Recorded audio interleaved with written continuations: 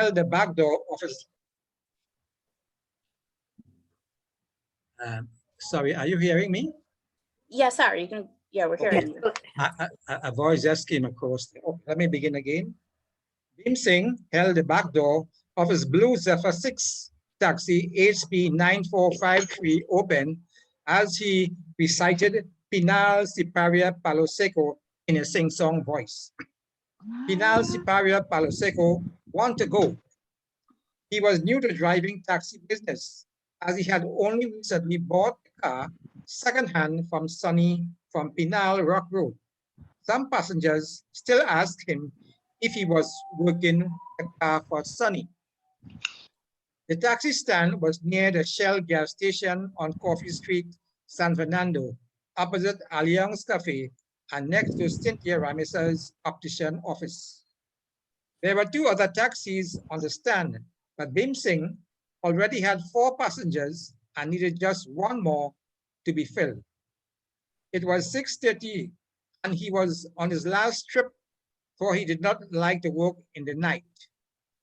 20 cents to Pinal, 30 cents to Siparia, and 40 cents would get you to Palo Seco. On the shelving under the dashboard, Bhim Singh kept an old half-pound ghee pan for the coins he received as fare. Sometimes, when he received $1 or even a $2 bill, he put these in his pants pocket as he gave change.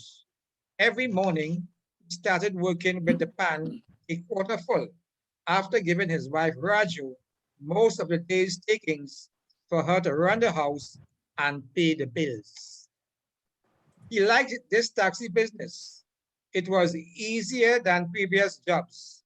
His first job as bus washer at the Beckel bus company quickly led to him becoming a conductor.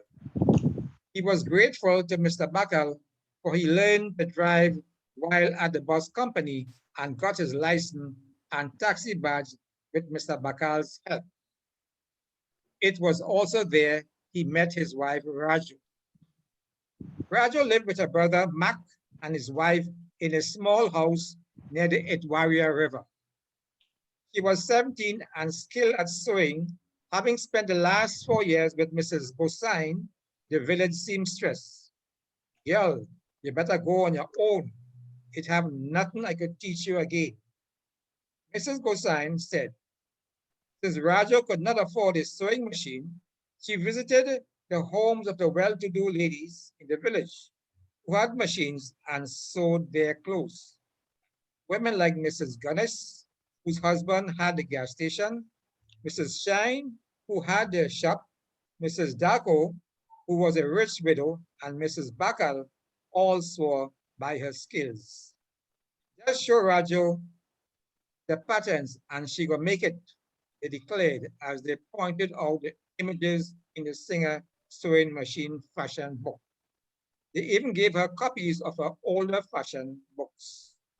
Mrs. Beckel wanted a new dress for Christmas, as well as new curtains. She bought all the material from the Pinal market and asked Raju to sew them at her home. Raju was pleased, as this meant at least a week's work, and she would make a change for her Christmas shopping. Since her mother died, she depended on her brother and was glad for the opportunity to become independent. Bhim Singh, who came to work at 6:30, noticed this slim, pretty young girl coming to the Beckels every morning just after he arrived. Building up courage, he greeted her with a good morning, and she acknowledged with a nod of her head as she hurried upstairs. He decided to find out who she was and asked one of the elder workers. That is Raju, Mac's sister. Careful, Mac don't make joke, was the reply. He decided to talk to Mrs. Beckel. You like she? Asked Mrs. Beckel inquired. She's a good girl and just listen to me, but no foolishness or else, she threatened. Soon Raju and Bhim Singh were meeting and chatting regularly on mornings as Mrs. Beckel, even ever the matchmaker, decided that Raja would spend the next month sewing for her children and relatives using her machine. She also asked Raju to help her with planning for the Beckel Bus Company Christmas party and also with the cooking. Christmas in Pinal in 1947 was different than in San Fernando and Port of Spain. First of all, most of the families were East Indian and Hindu, so there were no ham, beef, or pork. The meats served were, for the most part, chicken, homegrown, and perhaps goat, all curried. Dal puri and rice, perhaps homemade bread to go with it. Cakes, mostly coconut drops, and some egg cakes and with common fowl eggs were baked. There were no gas ovens, and bacon were done on iron pots that had the bacon pans inside and were covered with a piece of round galvanized on which were heaped glowing coals. Heat on top and heat below produced perfectly brown cakes. No pastels, but pemi made from cassava, pumpkin, sweet potatoes, and corn that most families grew in their garden. Mango anchar, which was made during the mango season and kept preserved with mustard oil in large ceramic jars called gaila, were always made an appearance for Christmas and usually followed a drink of bush rum to ease the burning in the throat. Curried pachowni, goat tripe, was considered an exquisite treat and also a great chaser. Pomarak, rice wine, and wild jamun wines were made for the ladies, although they frequently had a bottle of bush rum and took little shots when their husbands were not looking. Sorrel from the yards, as well as orange and grapefruit, freshly picked, kept the thirst from the children, and two family-sized Pepsi were considered a luxury. Nearly every house had a coconut tree, and coconut water was served with your meals. All this was in Mrs. Beckel's mind as she thought about the party. There were 15 employees, and her family of 5 said she would invite some relatives and neighbors, making about 40 people. No problem, since when she had a Diwali praise, she had 100 guests. She asked for Bhim Singh to work with Raju to help measure and later put up the curtains. She smiled and she saw them laughing and chatting and felt her plan coming together. By Christmas Eve, the day of the function, all was in place. Drinks were cooled in tubs with ice bought from Samud's ice depot. Food prepared on makeshift firesides of old bus rims, cut to hold the firewood under the pots, and by 6 o'clock in the evening, guests and employees were in attendance. A little speech was made by Mr. Beckel, and the party was on the way after Jingle Bells and Frosty the Snowman by the Beckel's children. As the drinking and eating continued, the songs changed to Honey Rat and Blackbird, You Make Me a Sailor, and Maharajan Selchi Katya to buy Simon's bed replaced the Christmas songs. Bhim Singh had 2 drinks of bush rum before he summoned the courage to ask Raju if you go to marry me. Yes, Christmas in Pinal was different, but also very special. That's the end. I must congratulate the author, Motilal, on his fine work. Thank you so much. Okay, thank you, Haricharan. Thank you for reading that story.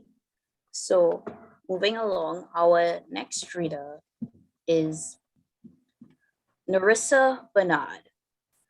Narissa Bernard is the coordinator of Visual Storytime, a weekly virtual program of storytelling on Zoom, a friend to poetry and prose, the spoken word, and of course, a dear friend to our featured author. Today, Narissa reads A Pan for Parvati.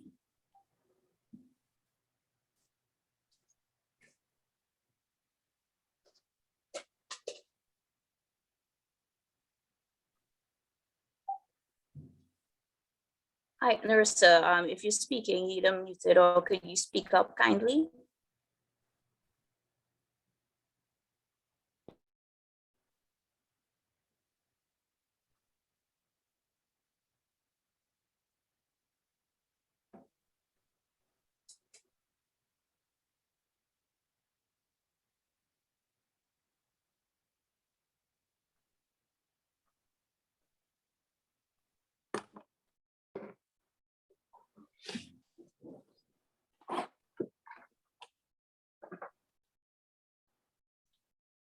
Still not hearing you, unfortunately.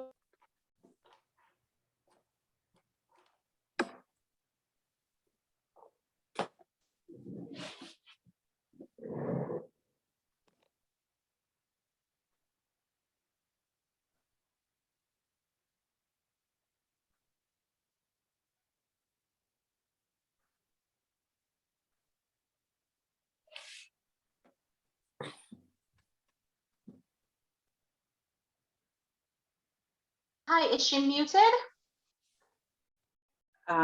She's muted right now, but we weren't hearing. She was unmuted and we still weren't hearing. Nurse, if you can hear, would you want to try disconnecting and reconnecting? Okay, sorry folks about the technical difficulties.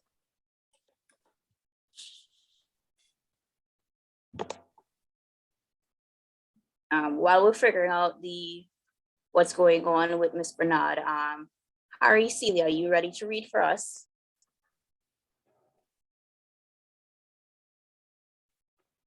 You're muted, Harry.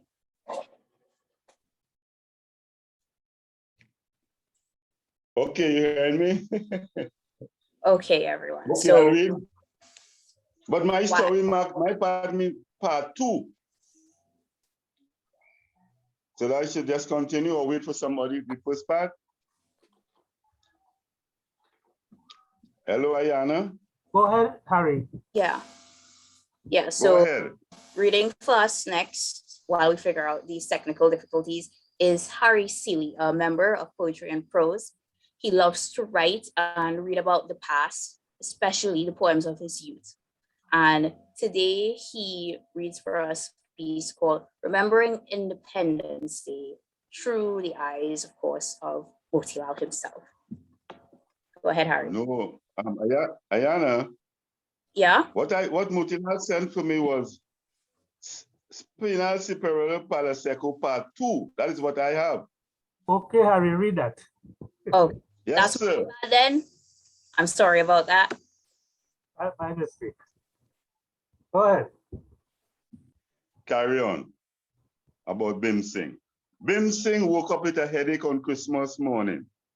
2 drinks of Bushon before he got the courage to propose to Rajo, and 2 drinks after to celebrate her acceptance was a bit too much for him. After all, the rum was first drop and very strong, and Bim Singh was not accustomed to drinking. He heard the rooster crowing and thought, crowing now, and by lunchtime, he will be curry. Christmas morning, go and get the ice, he heard his father say. Bap usually invite his entire family, all his daughters and sons-in-laws and grandchildren, to spend Christmas at his home. 5 daughters were married, and together there were 15 grandchildren. 2 unmarried boys lived with him and Mai, Bim Singh and Ram Singh. The rooster and the ram goat would be the main course for lunch and dinner. Bim Singh walked down Bharati Trace to the junction where Sonny, Lal, Bob, and the Matura boys were already waiting with their used rice bags for Samwood's truck to bring the ice. 25 cents ice bought enough ice to cool the drinks for the entire day and allow him to use the shaver to make press and snowball for his nephew and nieces. He smiled as he recalled yesterday's event when he had asked Raju to marry him, but soon remembered that he had not gotten his father's permission to do so. He was 19 and would need his father's consent to get married. He knew Bap had other plans, as he had hinted that Bim should marry Carmen, the daughter of his friend Rup Singh. Rup Singh was a rich landowner who would give the couple a lot of land to build a house, as he usually did for all his sons-in-laws. Carmen was a nice girl, but Bim Singh was besotted with Raju.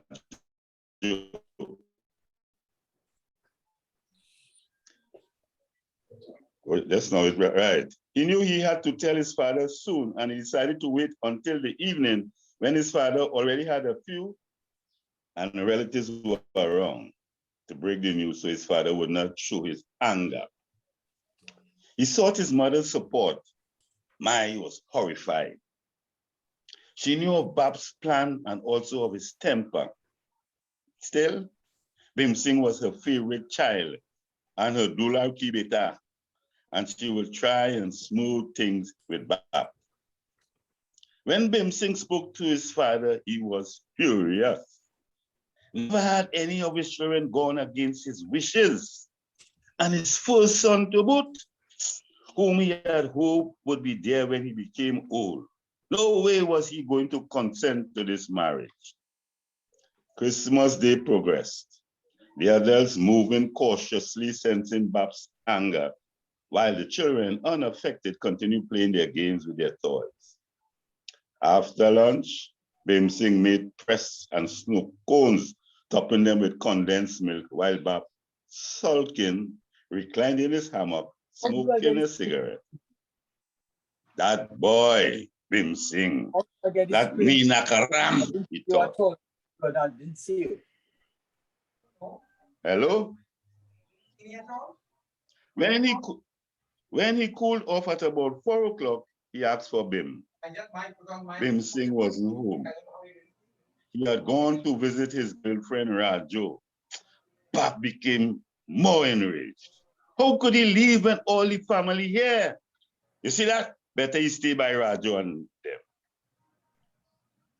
Later in the week, when Raju's brother Mac and some other elders from Raju's village came to speak with Bap, he was unshakable.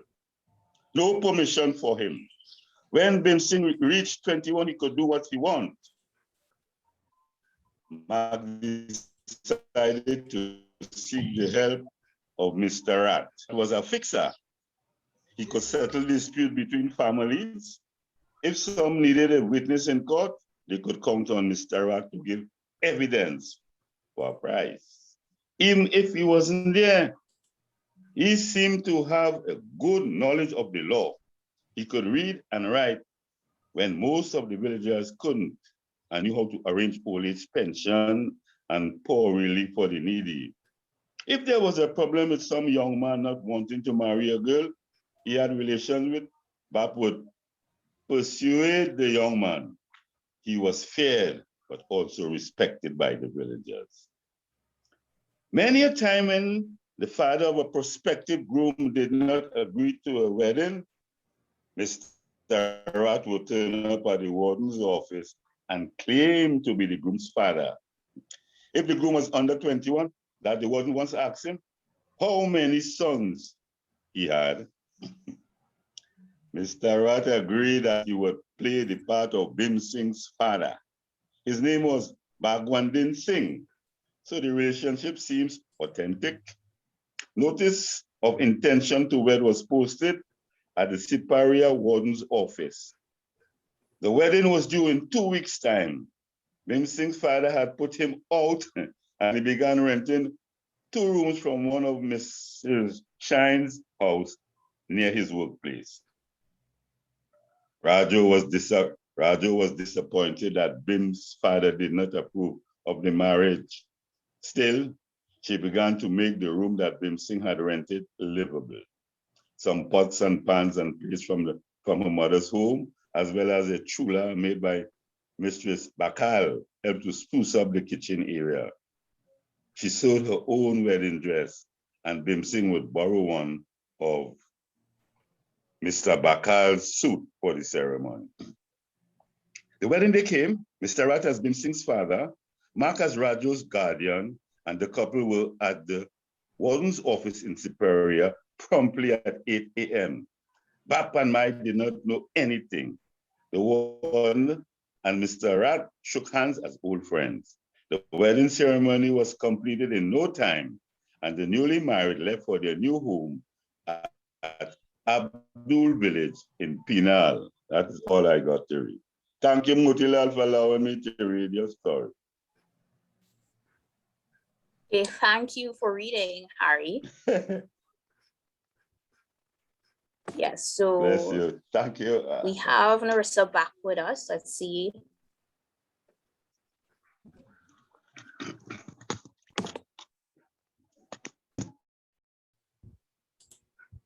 So are you ready, Narissa? Hi, you hearing me? Yes, we are, loud and clear. Okay. Hi, good evening, everyone. And welcome to the Little Bush in Faizabad. Congratulations, Mr. Boodoosingh, on your new book. And I am so pleased to read this evening, A Pan for Parvati. When Parvati passed her common entrance examination for Holy Faith Convent in Penal in 1972, her parents were very happy. She lived in Sunrise Road, not far away, and could walk to school as she did while attending the Penal Presbyterian in Penal Junction, thus not needing money for travel. High school was unlike primary school, where she had one teacher. Instead, there were different teachers for the many subjects she had to study. Holy Faith Convent was the only school in Penal to have music in its syllabus. Students were supposed to buy a recorder. A recorder is a flute-like instrument that is used to teach children the fundamentals of music. Parvati's father, a laborer with the St. Patrick County Council with 3 other children, felt that this was an unnecessary expense since he was already buying so many books for his eldest daughter. What music have to do with learning in school? That go help she get her job? He protested to his wife. His wife agreed, but she borrowed a recorder from Anna, a neighbor who had attended Penal Convent and was now working at the Red House. Anna never liked music, and the recorder was practically new. The teaching of music was supposed to be an introductory class to teach students to appreciate music and was usually taught up to Form 2. Parvati loved the music classes. She was a great favorite with Miss Thorne, the music teacher. She quickly learned to play Hey Ho Hey, Hi Ho, I'm a Gypsy of the Vale, and La Plume de Montante, Et sur les bureaux de mon oncle, Les papiers de mon oncle, et sur la bureau de mon tante. And Oh, what a Saturday night, which she sang and played all the time at home, often irritating her parents and brothers and sisters. When Miss Thorne offered to teach students to read and write music at a higher level, Parvati joined the class. On her way walking to and from school, Parvati would pass the Valley Harp Spaniard in Sunrise Road. On evenings, she heard them practicing and wished she could join them. But it was unheard of a girl playing in a steel band, much less an Indian girl doing so. Still, she lingered at the side of the road, often becoming lost in the music. The leader of the band noticed her interest and one day invited her to come in and listen and perhaps join in. She knew her father would not give his permission, but went every evening after school for half an hour and pretended she had stayed for extra lessons. Parvati found out that with her knowledge of music, she was able to play the pan quite easily. Still, she kept her secret in fear of her father. As was bound to happen, her father found out and a great row ensued. However, her mother defended her and a compromise was reached whereby her mother would accompany her for practice. When her father heard her play, he relented and he too began going to the panyard.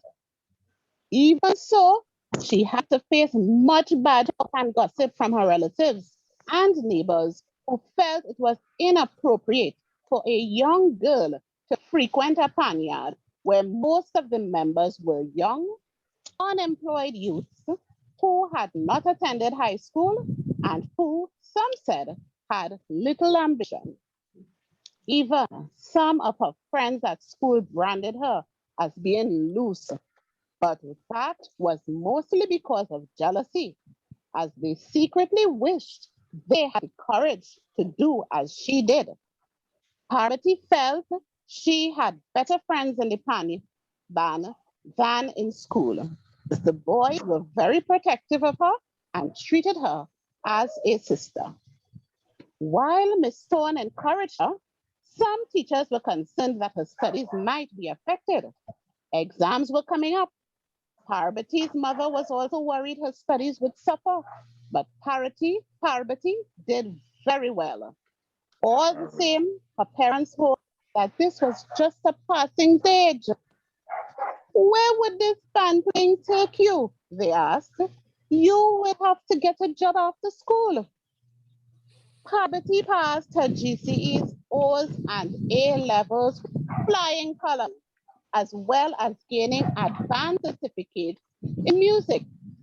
She was now a regular member of Valley Harps.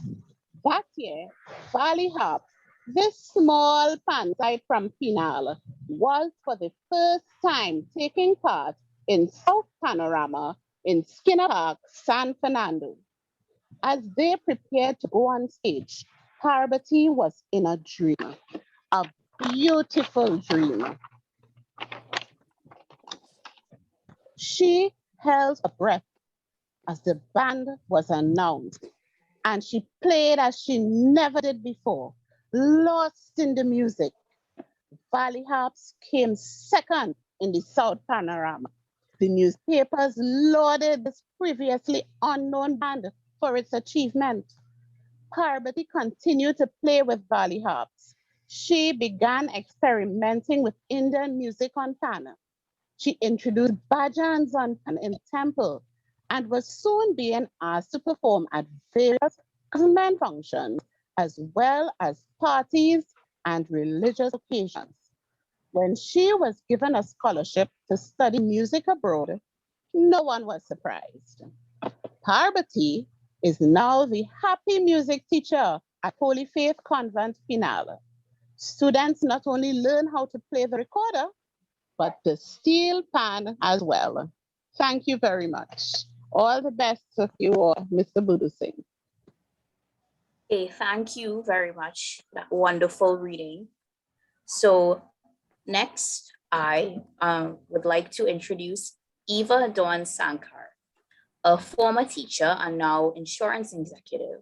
She is a writer and poet, a valued member of Poetry and Prose, whose contributions, while bringing back the values of an earlier time that raise a social consciousness of the present, causes us to reflect on our lives.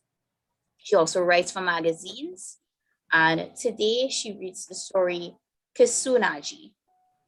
Okay, welcome, Eva. Okay, so good afternoon, everyone, and thank you, Motilal, for this opportunity. Are you all hearing me all right? Yes, Okay. yeah.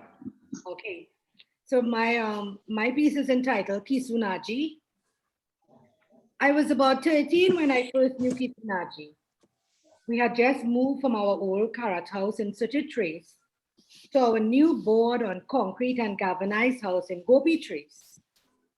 My parents had planned to build a concrete house, but soon realized that they couldn't afford it. For 7 years, we had been renting a lot of land on which our old house was built from Mrs. Shine, only to find out that we were paying for state lands when the government surveyors came to mark off the area for the new government school. By this time, my parents bought a plot of land from Mr. Bob, second son of Kisunaji. Bob was planning a wedding for his daughter, Doolin, the first wedding in his family, and wanted a big wedding. My mother, a market vendor, encouraged by one of her customers who worked at a bank, took out a loan and our new home was started. Thus, we came to live right between the sons of Kisunaji. Our yard merged with Soan, Aji's last son on the east, and Bob, her second son, on the west. There were no fences. Although our home was incomplete, we had 3 rooms upstairs finished and a makeshift kitchen downstairs. No doors and windows as yet for the living room. My mother was determined that we move in before that Christmas of 1964. This would also allow for the boards from the old house to be removed and used to build a kitchen and also complete the rest of the house. Money had run out, and she paid a carpenter for work already done. The next 2 years, as permitted, my father would work on weekends when he was off, with help from a co-worker, and continue to build. Being 13, I no longer got a little police car or cops gun for Christmas. I was told that I was too big for toys. I had started high school, the only boy in the village to do so, having passed common entrance and given a place at San Fernando Modern Secondary School, while my friends remained at primary school to write school leaving. I had started wearing jockey shorts. When a visiting aunt noted my testicles peeping from under my shorts and brought me 3. I felt I was more grown up than my friends who wore no underwear and were still at primary school.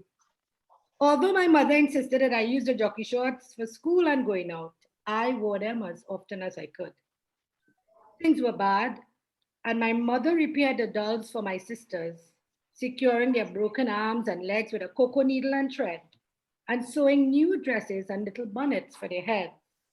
She had kept the broken pieces since last Christmas and would do so again this year to be recycled.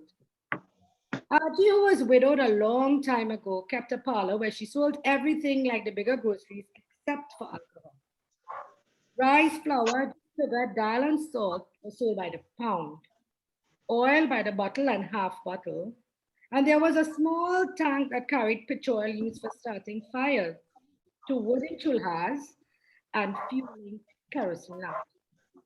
Although electricity had come a few years ago to Gopi Trade, many of the houses, including ours, were not connected.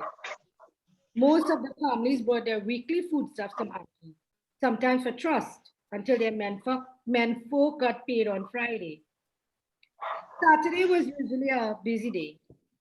Sometimes when the credit bill became too high and Archie would say no more credit, they would go to Badans or to Puas out the road and ask for credit. They eventually returned to Archie as her prices were lower. Archie also sold ice and cold sweet drinks, mostly Solo, Pepsi, and Cokes at 6, 7, and 8 cents each. If you wanted to take away, you had to bring an extra bottle or pay a penny extra. Ice was 5 cents a tray. And on Saturday mornings, she did a brisk trade, as the men suffering from excessive drinking in the previous Friday, which was the real payday, wanted something cold. Big jugs of lime juice were come. And everyone went to the lime tree at the side of Bob's house to pick a few limes, some of which we used to wash the fish that was there for Saturday on lunch or home for Sunday. We had long stopped asking for permission and treated Bob's lime tree as communal property. Aji was about 68 when I first moved to Gopi Trace. She had gray hair, which she covered with an urni, and wore a long skirt called a ghangri and a blouse called a chudha. She spoke to the young children, including her grandchildren. She had about 8, as if they all belonged to her. Never harsh, and with the sprinklings of Hindi, but always firm, and we all obeyed her. She was very skilled in treating ailments in babies such as hasuli and gripes, as well as sprains and brochette in older children. Although not the regular Shamin, she had delivered several babies who were now young men and women. She had sold cocoa and coffee estate in Devidale Road after her husband died 15 years ago. And her 4 boys, she had no daughters, kept trying to outsmart each other in sharing the profits. Besides, they had allowed the estate to decline and it was not profitable anymore. She kept the 5 acres in Gopi Trace, giving an acre to each son and a share of the proceeds from the estate. She kept one for herself, on which she built her parlor. Bob, who remained in the ancestral house, lived next door. Samuj, the eldest son, sold his share and moved with his wife to Barakpur to live near his in-laws, while Sohan and Lal built in Gopi Trace. I wanted a bike for Christmas, but I knew that my parents could not afford one. Still, I was disappointed that I didn't get any presents. Later that day, I was called to Aji's parlor. She was given presents for all her 6 grandsons. Although I was no young, she gave me, as she gave the others, a white handkerchief and a jar of scented Vaseline for my hair. Thank you all, and all the best to you, Motilal. I really wish you continued success as you carry on this amazing tradition in writing fast. Okay, thank you so much. So for our next reader, we have Mr. Vishnu Gosai, a retired English teacher, poet, and short story writer. His novels include The 12 O'Clock Man, The Coming of the Lights, and The Man Who Saw God. He has also written textbook for English ACXC and numerous poems. And today he reads Motilal's essay, Thoughts on Indian Music in Trinidad.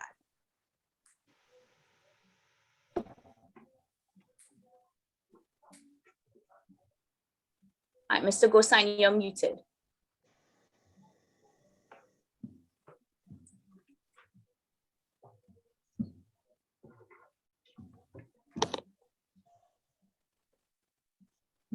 Okay, are you hearing me now?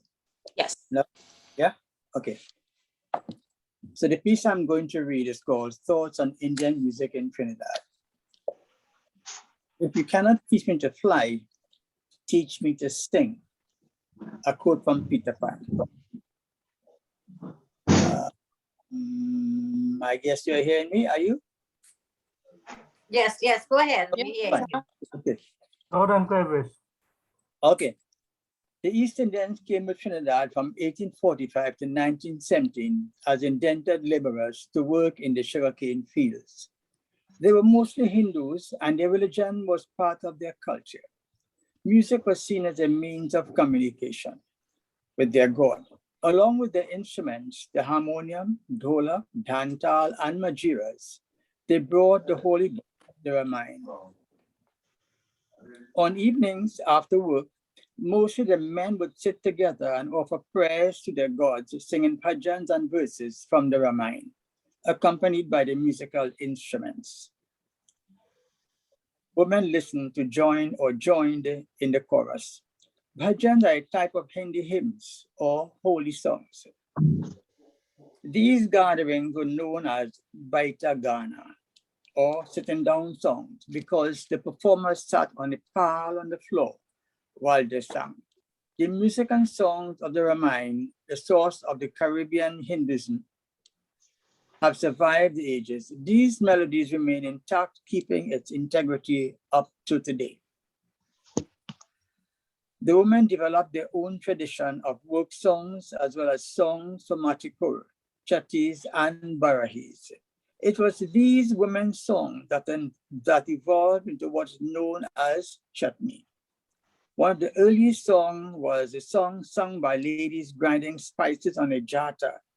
Two circular stones about 2 or 3 inches thick, placed one on top of the other. The upper stone was fitted with a wooden handle. It also had a hole about 3 inches in diameter at the center. Grains were thrown through the center hole while the 2 ladies would sit on either side, turning the upper stone around like grasping the handle in turn. The grains trapped between the 2 stones would be ground to powder. These songs were known as pisane songs. Pisane meaning grinding. And they would sing, Rosie girl, where you come cooking for dinner? Dal and bhat, the madola ke choka. I almost sang the song. Anytime I pass girl, you pisane masala. However, it was the Matikur, Chatti, and Barahi songs that were most popular with the women. Matikur, the ceremony held on the Friday night for a Hindu wedding, usually held the Sunday following. Women gathered to sing and dance without men present. Many of the songs were dealt explicitly with sexual matters. They are supposed to teach the new bride what to expect on Suhag Rat, or wedding night.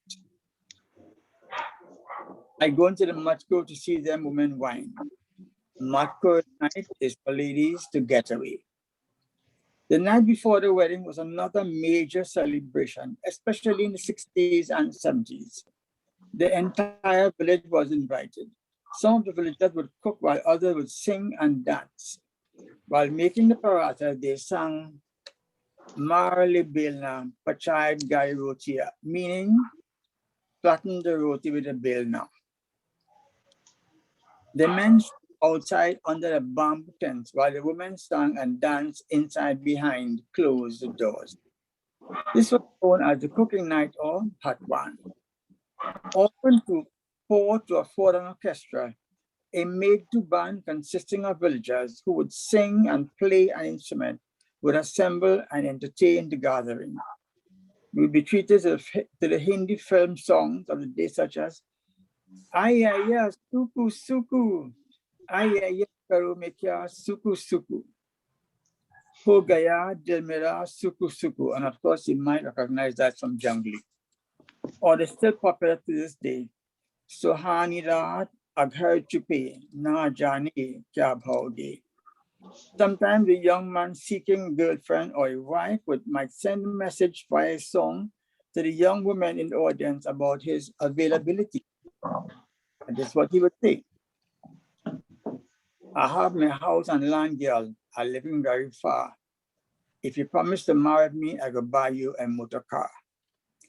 I know all the young girls like to go for a ride. Anytime I drive a girl, I have side. To show that he's ready to settle down, he might continue.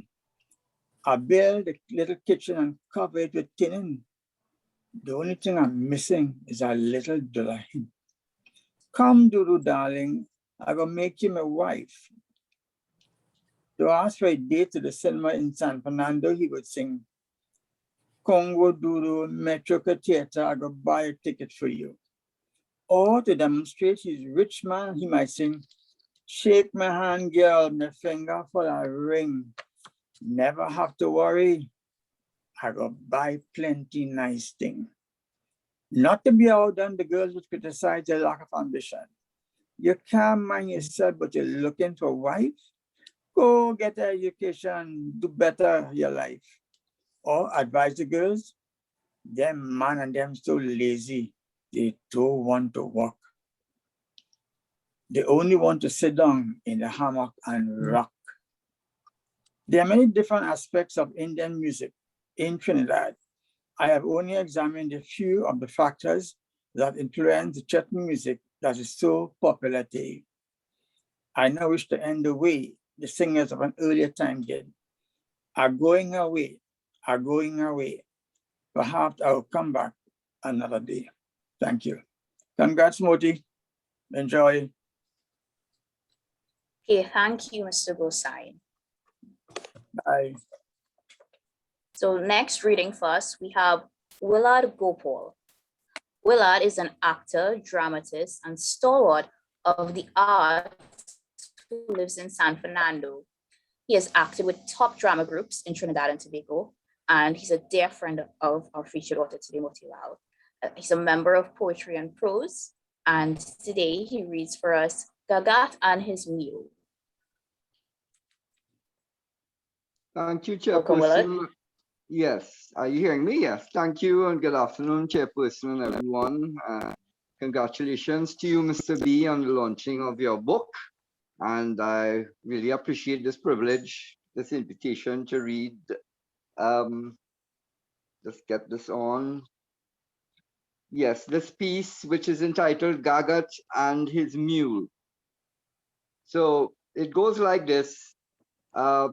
Gaga lived in a large concrete house next to Etwaria River. He was about 40, heavily built and moved about clumsily. Some folks said he was not right in the head because of his stutter, but they never took the time to really interact with him. He lived with his mother and his younger brother, was married and lived in Mohis Road, and 3 sisters were studying nursing in England. His father, Daku, had drowned in the Etwaria River many years ago, trying to rescue a little girl. Daku left his family large holdings of land and a cocoa and coffee estate, as well as sugarcane fields. He also left a mule and cart. So as time went by, the cocoa and coffee estates were sold and the cane fields behind the house was retained. Mrs. Daku was well-to-do and did not need to work. Yet she and Gaga would convert part of the cane field for planting food crops such as bodi, cucumber, baigan, watermelon, bandania, tomatoes, and karaili, more to keep themselves occupied than for profit. Gaga was once married, but rumor has it that his wife returned to her home on the Wednesday after the wedding, as was customary, but refused to go back on the second Sunday when Gaga came for her. Gaga never remarried and never showed any interest in women after this. He was quite happy planting his garden and cane, taking his cane to Debe to be sold or selling his produce in front of Kisun shop. Gaga had excellent counting skills. He could add and multiply quickly in his head. He was able to add several purchases mentally and never gave wrong change. When some customers tried testing him by ordering 4 or 5.5 pounds of tomatoes or other produce instead of rounding it to the pound, Gaga always came up with the correct cost. He took exceptional care of his mule and cart and never overloaded it, nor did he beat his mule. He kept the cart clean and the wooden spoke wheels greased.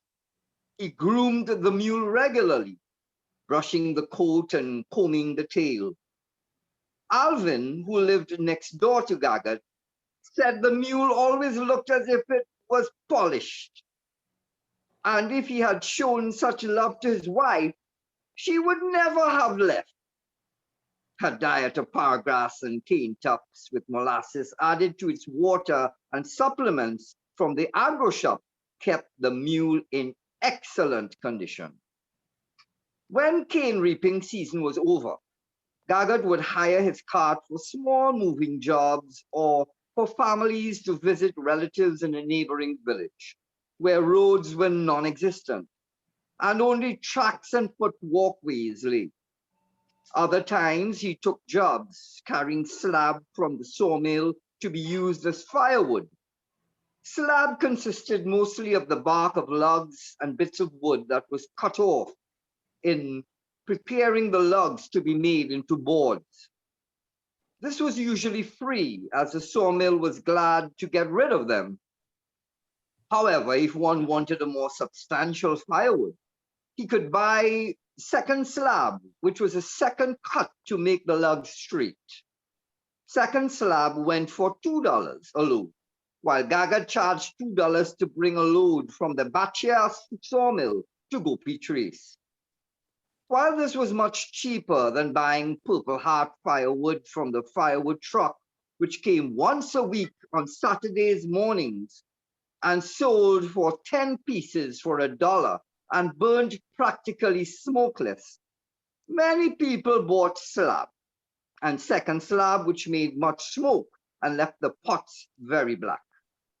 Still others would comb the nearby cocoa estate for dried fallen pieces of wood.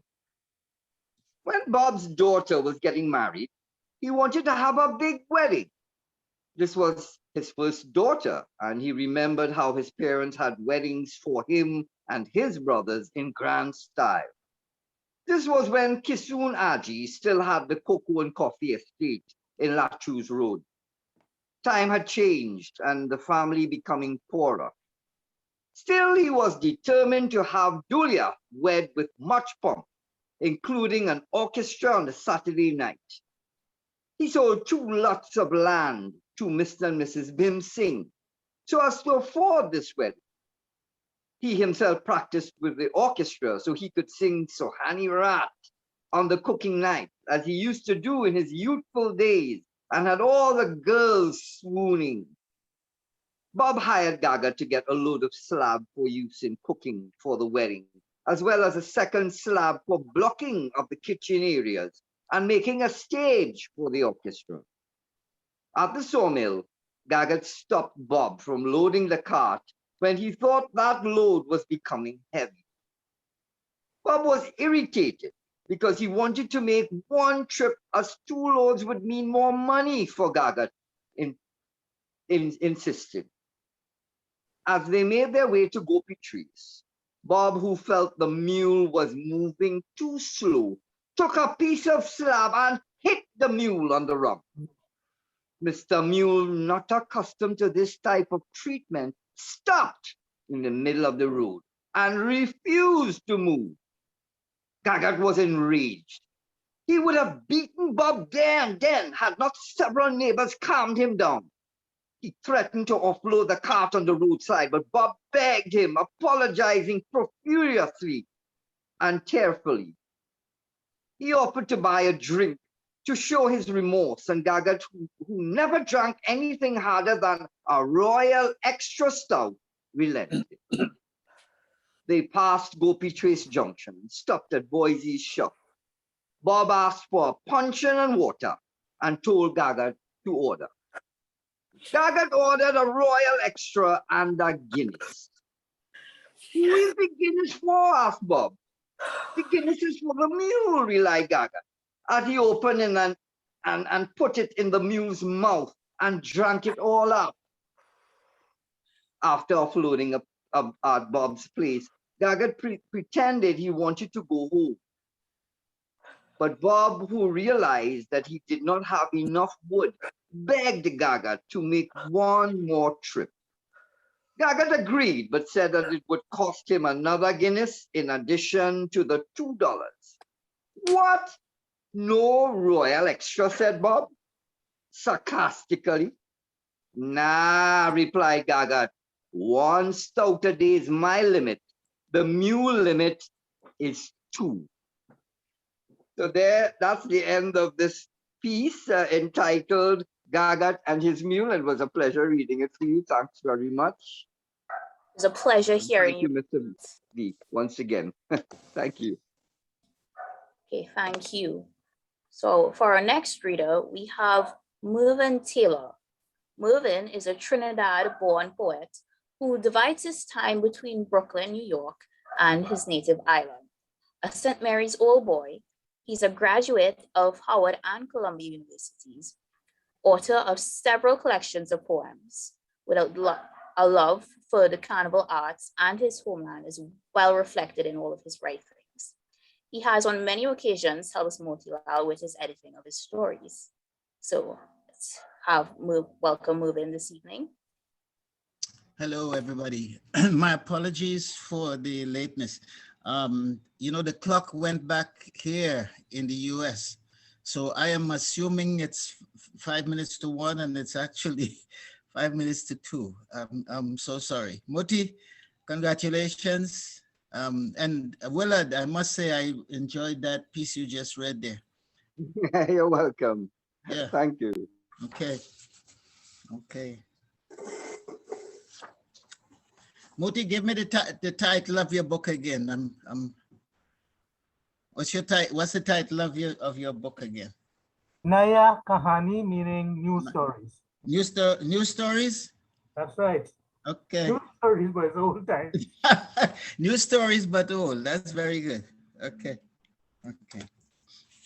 So this is Motilal Boodoosingh upon the launch of his latest collection. Moti is a generous writer. He invites us to private ceremonies and public festivals without asking if we wash we foot. He uses words and expressions we've heard before, but never knew the meaning of until now. With a sly grin, he reveals some of the secrets I suspect there are those who would rather we not know.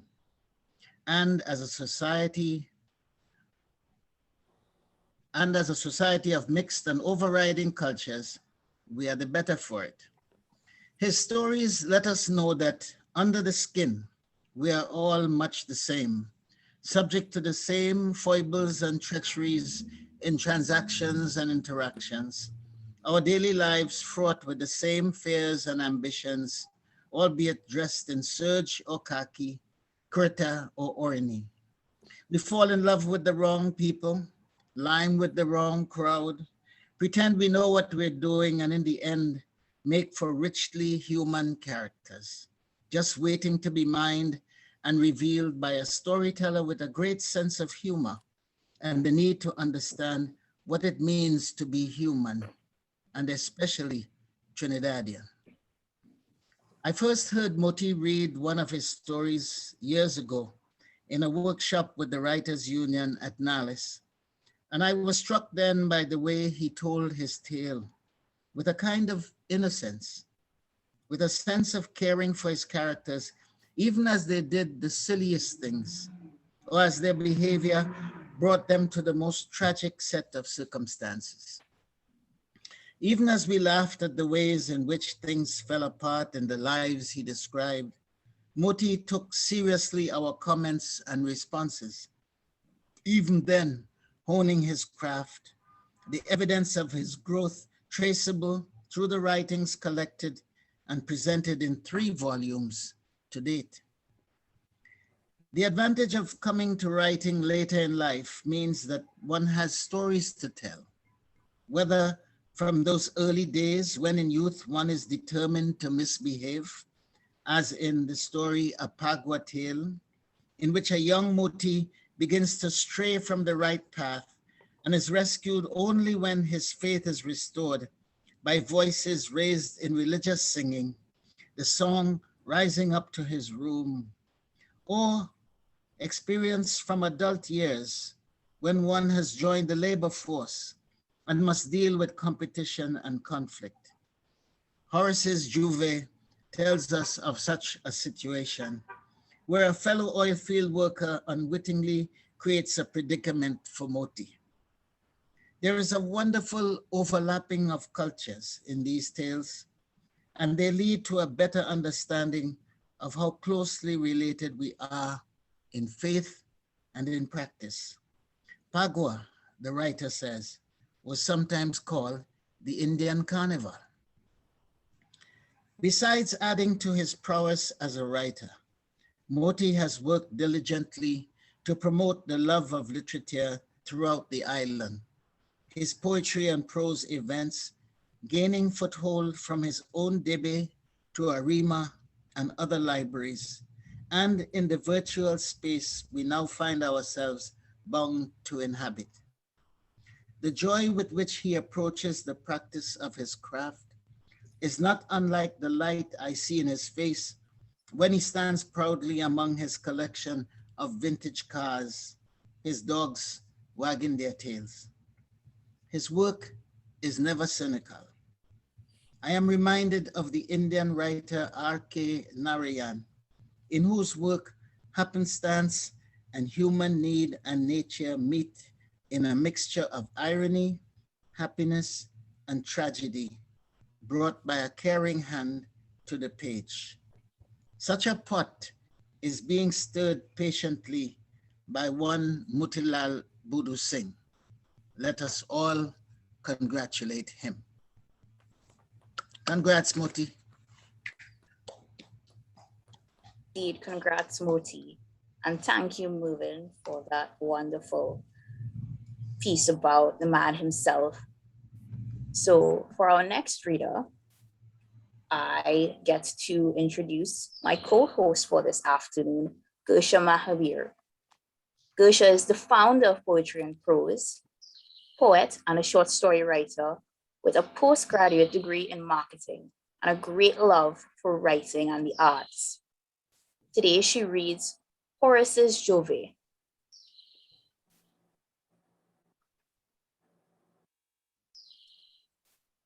Hi, can you hear me? Yeah. Hi, thanks for the lovely introduction. Oh, Motilal, I just want to say congratulations and thank you for allowing me to read. I can't believe this is book number 3. Horace's Juve. Horace loved carnival. He lived in Pleasantville, and although he visited Port of Spain for some carnival events, his heart was in San Fernando for Mass. Every year, he would take his vacation around carnival time so he could go to the Calypso tents, attend the various steel band competitions, visit mass camps, and most of all, jump up in San Fernando for Juve and last lap. He worked at the Texaco refinery at Pointe-a-Pierre as a refinery operator. And although he applied as early as November for vacation, his application was refused that year. As his boss indicated, other workers had applied before him, and besides, he had been given vacation for the carnival season for the last 3 years. Horace was very disappointed. Still, he consoled himself that since he worked shifts, he could do his visits to the Panyard and some Calypso tents when he was off or when he was scheduled to work nights. Many a night, he would relieve me coming straight from a Calypso tent or carnival fete, often tired and regularly stale boozed. He had studied his work roster and made out a list of events he could attend without being absent from work, for he knew the boss was paying attention to his attendance. He had already received a warning letter for being absent without cause and would have to be very careful. He looked at his list and was quite pleased.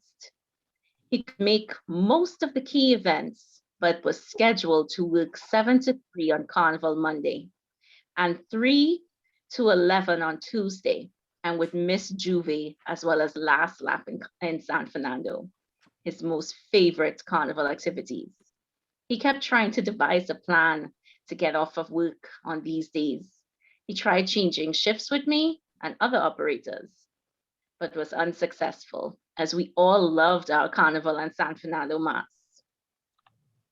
Carnival Monday, a little hungover after fetting at Naparino Bowl, and with just 2 hours sleep and a heavy heart, he woke at 5:30 a.m.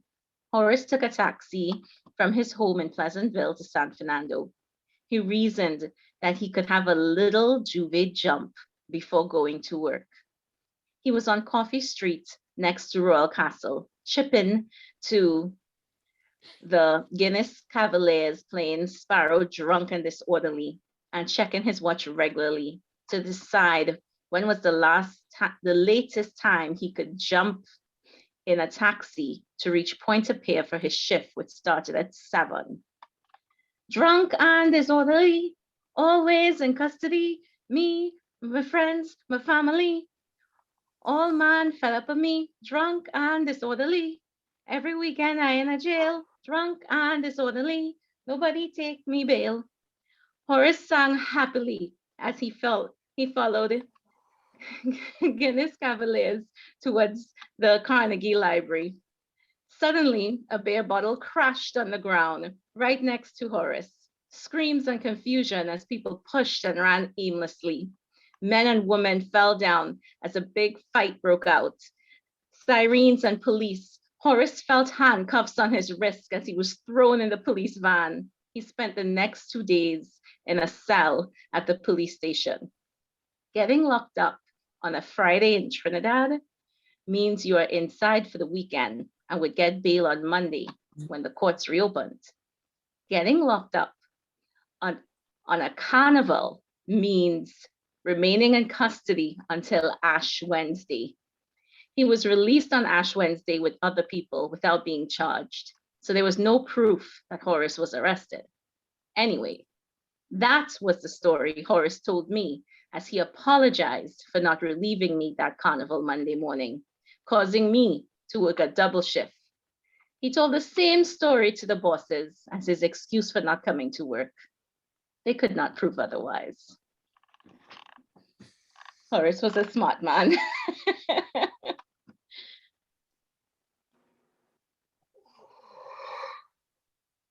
Well, thank you for allowing me to read. I would like to introduce Heather. Heather Ferguson is a Canadian-based author whose heart has never left Trinidad. A former neighbor of the author, Motilal, Heather writes about her beloved Trinidad as well as contemporary subjects. Author of The Latus of Trinidad, she is currently working on a new collection of short stories. She reads Motilal's Sukdio and the Baptist Lady. Can't wait to hear this one. Thank you for that introduction, Gershia, and congratulations, Motilal. You know, both of us are from Penal. Penal's in our hearts and blood. Can't take that away. Yes, I'm going to read Motilal's short story, Sukdio and the Baptist Lady. Every morning, when Sukde heard the 6 o'clock whistle from the nearby Shell oil field, he would begin his journey riding his bicycle, carrying his lunch bag on his handlebar, from Goodman Trace to the Penal Power Station about 4 miles away where he worked. He reached very early, giving him time to have his breakfast of roti and takari and drink his tea, which his wife Workman had packed in his lunch bag. Tea, as all morning drinks were called, whether coffee, chocolate, lime bud, or green tea, was in a flask that was once filled with rum. Sukde would drink half, putting the rest in the lunchroom fridge to go with his midday meal. His takari would consist of 2 types, fried aloo or fried moko, or tomatoes or baigan choka for his morning meal, and some curried meat or vegetables with rice for his lunch. Every morning, Sukde would pass Miss Julia's house on his way to work. She was the only African in the village. She was always sweeping her yard. Morning neighbor Sukde would greet her, and she always replied, "Good morning." Miss Julia was new to the village, having moved to the small house in the corner of Lachus Road when the old lady, Miss Maria, died. Some said she was Miss Julia's grandmother. Miss Julia kept to herself, and she would often be seen boarding passengers' vans, dressed in long flowing gowns and colorful headgear. She's a Baptist, the villagers, mostly Hindus and Indians, whispered as they recalled stories of Baptist followers having strange powers. One Monday morning, after a weekend of prayers at Sukde's home, Sukdev noticed several new flags on bamboo poles in Julia's yard, not unlike the jandis he had put up on Saturday and Sunday. But there was a difference. While Sukde's flags were triangular, Miss Julia's were square. Like she a Hindu, Sukde thought, deciding to stop for a minute and talk to her. He had several parcels of pasta in his lunch bag, which he was taking to work for friends. Morning neighbor Sukde greeted her as he stepped down from his bike. "Good morning," she replied, surprised to see Sukde off his bicycle. "You does eat pasta?" Sukde stammered as he held out a parcel. "I had prayers yesterday," he hurriedly blurted. "Why, thank you," she replied. "I like prayers food too, so next time invite me." Waving towards her flag, she remarked, "I too had prayer meeting on Saturday, but I have nothing left to offer you now." What a nice lady, he thought as he rode off. Sukde usually reached home after work about 4:30 in the evening. He would park his bike, making sure to lock it, take his boots off, and carry his lunch bag to the kitchen. He would place his food carriers in the waiststand with tea flash, dust off the roti cloth, and leave his lunch bag to be refilled in the morning. He would decline an offer of food, telling his wife, Rookman, he will have his dinner later. Stretching himself in his hammock, he and Rookman talked about their Friday payday evening is different. He usually stops at the rum shop to have some drinks with co-workers. From his $40 weekly salary, he takes out $5 to spend with his friends, leaving the rest in his deep side pocket. His foreman, who has a long way to reach home and stays longer in the shop, secrets his pay envelope in his boots for fear of being robbed. Sukde believes that money should not be stepped on as it provides the means of sustaining living and should be respected. After drinks, he would walk home from Pinal, pushing his bike, being too drunk to ride. He often wondered why he drank. Was it all because the other men did? He didn't even like the taste of rum and was terribly sick the next day. It was causing trouble at home, for his wife quarreled when he drank, the only time she did. He was sick on Saturday mornings, vomiting and unable to eat anything. When his wife made soup or fish broth, he had a little bit as he slept most of the day, vowing never to touch rum again. Next Friday evening, it was the same thing. As Sukde parked his bicycle in front of Young Thai's shop, he noticed a group of Baptist women preaching. He hardly recognized Julia with her flowing white gown, large colored head tie, and broad black sash around her waist, ringing a large bell. There were lighted candles on the white cloth on the floor. Sukde was intrigued when he saw several lotas and tarias with red hibiscus flowers.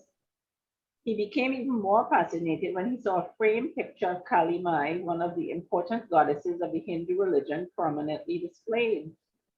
Like Hindu and Baptist is the same, he mused, as he nodded to Miss Julia. They use the same thing for their prayers as we do for pujas. Sukde heard his friends calling and he hesitantly went inside the shop. He was paying less attention to the chatter of his companions and more to Miss Julia, who was now preaching. He heard her sermonize about giving up bad habits, praying to God, being faithful, loving one's wife and family, and treating others as you would like to be treated. He felt as if she was speaking directly to him. As he had 2 or 3 more drinks, he lost control and continued drinking until he became drunk. When he headed for home 2 hours later, unsteadily pushing his bike, the Baptist group had already left. The next morning, Sukde woke up with his head throbbing. He vaguely remembered quarreling with his wife and pelting his food carriers at her. He felt remorseful and ashamed. He tried to apologize, but she ignored him. As he vowed to himself once more to stop drinking, he remembered Miss Julia's words of the previous evening. Rookman put his breakfast on the table, but he could not stomach any food. He wanted to reassure her that his misbehavior would not recur, but she walked away from him. He had a bath and dressed and mounted his bicycle. Rookman thought he was going out the road to take a reviver. Please, God, don't let you come back drunk, she prayed. Instead, Sukde stopped at Miss Julia's gate. Morning, Miss Julia. Good morning, Sukde. They greeted each other. I see you by the shop preaching yesterday, and I see you drinking in the shop yesterday. Oh God, Miss Julia, I'm fed up with this drinking now and my wife not talking to me. I don't know what to do. You could give me some advice? Sukdev asked as his eyes swelled with tears. Come and sit down, consoled Julia. We have to talk. I want you to come to my church on Thursday evening at 6 o'clock. Julia began. Straight away, warning bells began to ring in Sukdev's head. But I don't want to change my religion, he protested. Nobody asking you to. Religion is not the only thing we do in church. I'm inviting you to a meeting with people who have a drinking problem and want to stop. It is called Alcoholics Anonymous. Just come and listen and decide for yourself what you want to do. We have sewing and cooking classes your wife could join. And when you have children, they could come to the preschool, and all this is free and you don't have to be a Baptist. Now, if I was you, I would go to Pinal and buy a nice gift for your wife and go home and apologize. Sukhdeo hurried to the Penal market where Gopal the jeweler had a stall. There he paid down on a silver orney pin in a pretty little box, which he gave to Rookman. She was surprised to see him back so early and sober. It was the first time he had given her a present since they were married 4 years ago. As she opened the box, she softly asked, "You want me to make some fish broth and lime juice for you?" Sukhdeo was happy. She was talking to him again. Sukhdeo attended Alcoholics Anonymous meeting that Thursday evening, liked what he heard, and continued to attend. He no longer drinks. Instead, on a Friday evening, he takes Rookman to the Sunbeam Cinema to see the Indian movie showing. Rookman goes to sewing and cooking classes at the Baptist church in the village, and Miss Julia is their guest whenever they have prayers. Sukhdeo always says, "God bless the day I meet that Baptist lady." Thank you, Motilal, for allowing me to read with this esteemed group of your fellow readers and writers. What a lovely story. I kept thinking of a picture that's going around as a meme where there's a Rasta lady or locked-haired lady, and they're all buying diyas. I don't know if you guys have seen it. Well, you know, that's how we grew up in Penal. Motilal can attest to this. Yes. You know, my grandmother went to the obeah man, the priest, you know, she covered all her bases, you know, and everybody lived together very peacefully, and we shared each other's food. Yeah. And we had a cistern, and when there was no water in the village, everybody came by us for water. And Motilal, you used to come. Yes, I used to come for water there. That's a nice story. Thank you. I like it. Our next reader, Alyssa Sankey, is a teacher at Naparima College and nature and animal advocate. At Poetry and Prose, she's our folklore specialist. She's currently working on a collection of short stories, and she will be reading Bhumi Puja. Bhumi. How am I saying it? Burum? Bhumi Puja. Bhumi Puja. Hello. Hi, good afternoon. Can you all hear me? Hi, Alicia. Okay. All right. So congratulations to Motilal on his third book.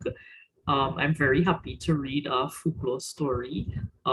You know, I never, this particular story, I never heard of something like this before. So I found this rather interesting. It's called Bhumi Puja, and it goes like this. Bhim Singh and his wife Raju had been renting 2 small rooms from Masain since they were married 3 years ago. He could not go back to his father's home in Bhagirathi Trace because he had refused to marry Carmen as his father had arranged, instead choosing Raju, whom he met while he was working at the Beckel bus company. There was no traditional 3-day Hindu wedding, as his father, stung by his defiance, put him out, saying, "If he can't listen to me, let he find his own place. Big man must paddle their own canoe." Rather, he had a warden office wedding with Mr. Rat substituting as his father, who refused to attend, and Raju's 2 brothers, her parents having passed away a long while ago. He wished to have his own home and had long given up hope of inheriting a piece of land from his father, who showed no sign of mending relations. Even after 2 children were born, his mother visited, but not his father. Since he had since left the job at Beckel Bus Company and first worked with an English company doing seismic surveys. Looking for the oil in the forested areas. A strong man, he would carry the equipment as they ventured deeper into the wooded territory. The pay was much better, and Bhim Singh was saving to buy his own land. Raju continued with her sewing and had by now bought her own sewing machine from the Singer Sewing Company, paying $5 a month in installment. She had also started giving young girls who had just left school sewing lessons and was also contributing to what they call their land fund. They needed a bigger place with the 2 children and the sewing classes. Next, they rented a lot of land from Massine and built a little house of carrot and wood with 2 rooms, a small kitchen, and a bigger area for the sewing classes. Massine had promised to sell them the lot when she had her permission for subdividing. When the government surveyors came to locate the penal government school, Bim and Raju realized they were paying rent for state lands. They were told they had to move in 1 year when construction would begin. At this time, Bob was planning a wedding for his daughter, Doolin. In order to have a big wedding, he was selling a piece of land in Gopi Trace. With their savings, the first and last hand drawn from the village Susu, and a loan from Barclays Bank, Penal, the couple was able to buy the land. When the seismic work ended, Bim got a back pay. He bought a second-hand Zephyr car and began working as a taxi driver. Whenever he or Raju had extra money, they would buy board, beams, and even galvanize and store in a shed they built on the land. In preparation for building their new house, on evenings he would dab the wood with wood cure to prevent them being eaten by woodlice. While Bim worked at driving taxi, the running of the home was left to his wife. Groceries, market, and childcare were left to Raju. She made the arrangements for prayers as well as celebrating the various religious observances. Although he had grown up in a Hindu home, even schooled in the Ramayan by his uncle Gudar, Bim seemed to have fallen back from the prayerful practices of his youth. He no longer made offerings at his jandi on mornings and often complained about the number of holy rites in the Hindu calendar. Nearly every time is fasting, fasting, he would grumble, as Raju would insist on a diet of no meat or fish when it was Diwali, Ram Navami, Phagwa, Kartik, Shivratri, or other religious days. Puja would mean 14 days fasting, and Bim felt this was not necessary. Even when they had prayers and she wanted 3 jandis, he felt 1 was enough. After a while, he stopped accompanying her when she sat down for puja, saying that someone should be free to welcome and serve the guests. Even when they attended prayers at relatives, Bim Singh and the other men would go to the rum shop, only returning when food was being served. For some strange reason, he still did Di Puja. Some say that Di Baba is an incarnation of Lord Shiva. The men, Bim Singh included, justified the drinking of rum during the fasting period before prayers, saying that Lord Shiva drank bhang, a drink made with milk and ganja. Some say he takes the form of a white man on a black horse, while others say he appears as a black rooster. He is supposed to protect one's house and land. The spirit of Di Baba is worshipped once a year.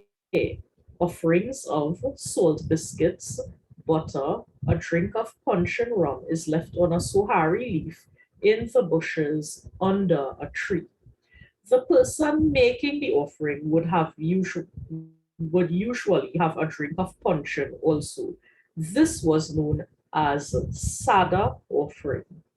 Others of lower caste offered a rooster or even a goat.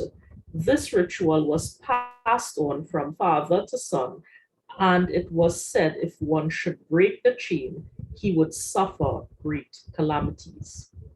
The earth, Dharti Mata, is seen as a goddess for Hindus and deserves devotion and protection.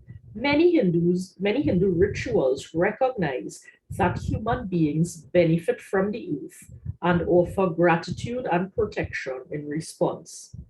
Hindus touch the floor before getting out of bed every morning and before entering temples as a means of asking Mother Earth to forgive them for trampling on her body.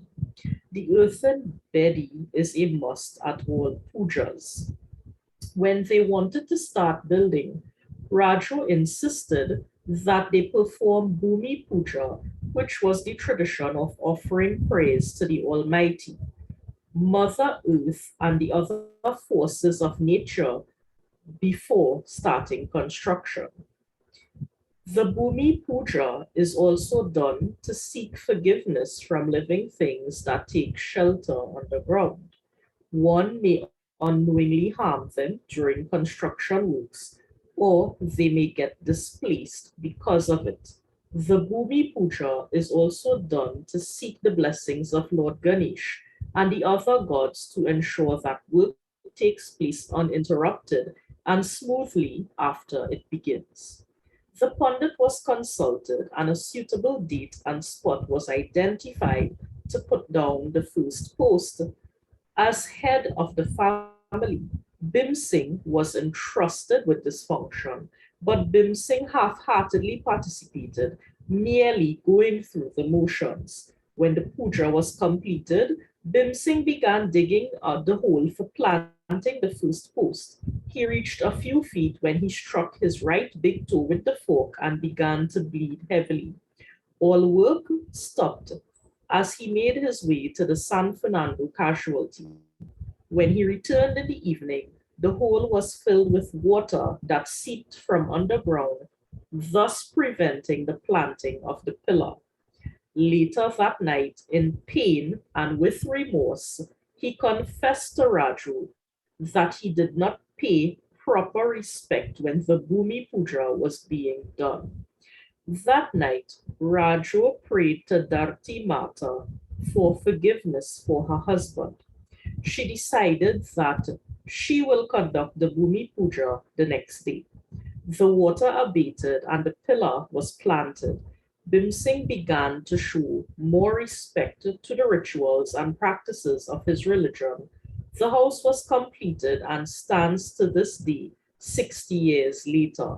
Raju and Bhim has since passed, but their daughter Shanti now lives there with her family, maintaining the house her parents built and enjoying the long and calabash mangoes they planted. The end. What a lovely read. Lovely read. Thank you for reading. I would like to go ahead and introduce Randia Black. He is an MFA final year student at UE.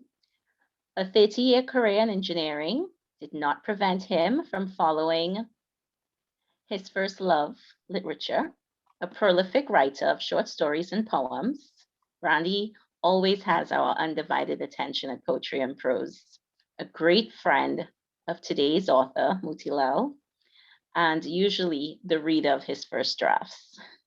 His many suggestions have influenced Motilal's writing. Randy reads The Wedding. Randy, kindly unmute.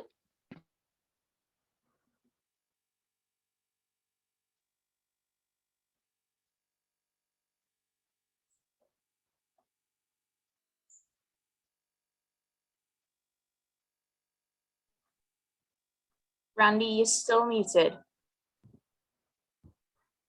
Unmute, Randy. Right. Okay.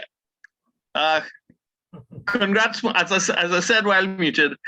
Congrats, Moti, on the launch of your third book. Right. I'm happy for you. Okay, I'm reading The Wedding, as Grisha said. While old man Ramdev was alive, both brothers would jointly run the business, and Ramdev would divide the earnings between them. The house and grocery rum shop were on the part of the estate willed to Jags, while Kisoon got the section between Jags and Bobo, who had moved out when he got married many years ago. While Jags had 6 children, Kisoon and his wife were childless.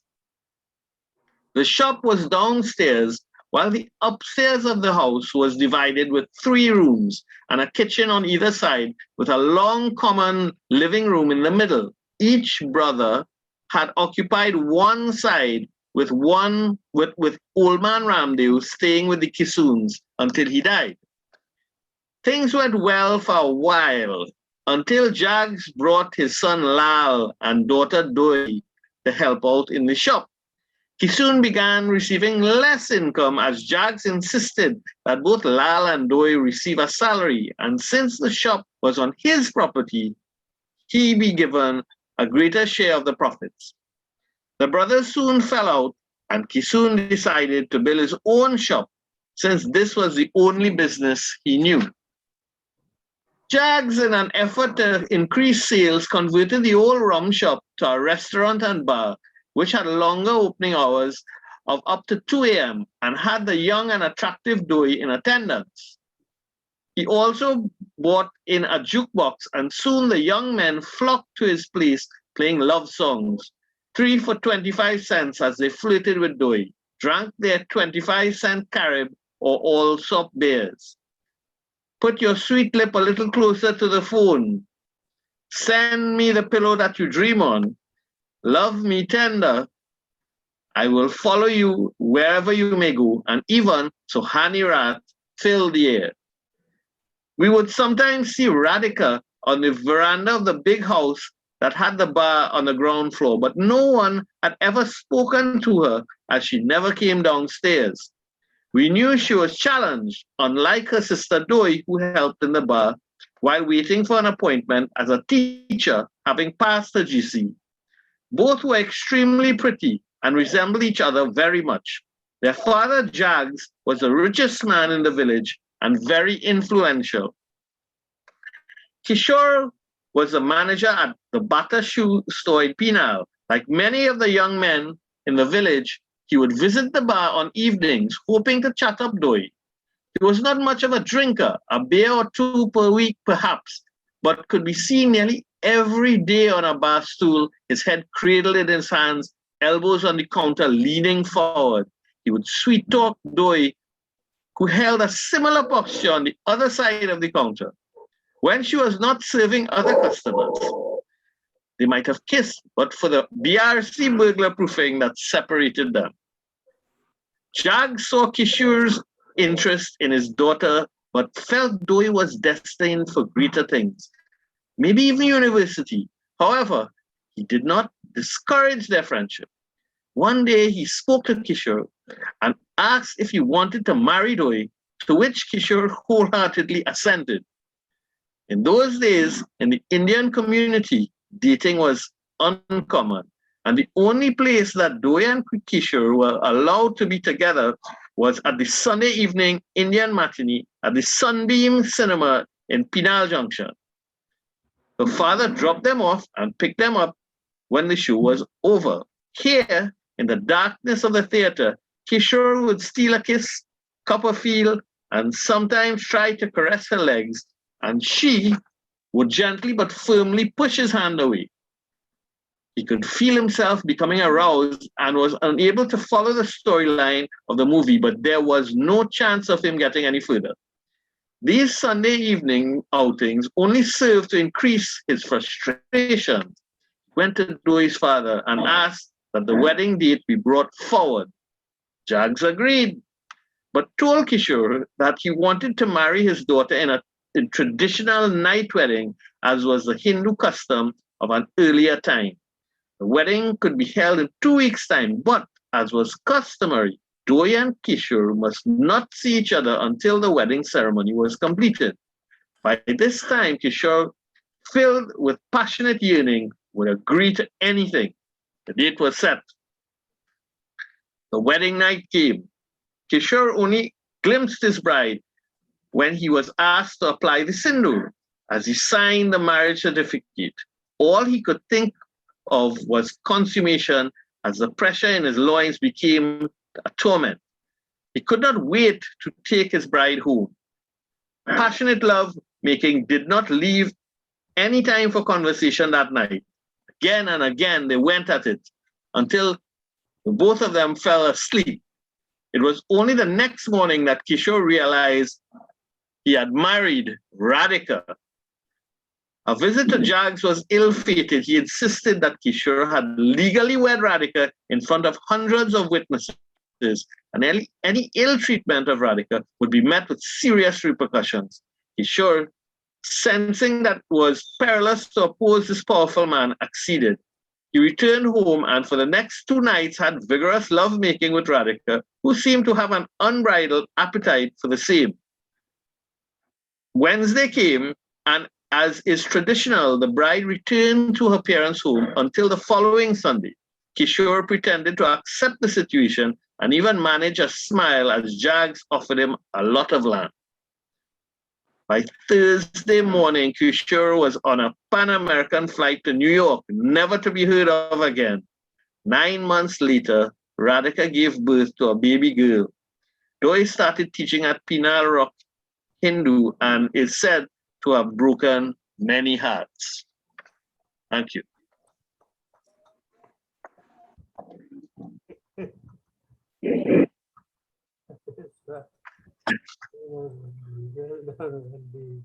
That is the story of, I don't know how that would go down today, but right?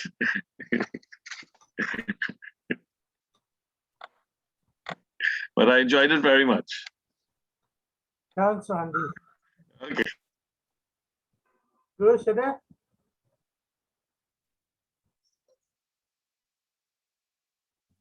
You're muted, Gersha. Oh, and I've been chatting all this time.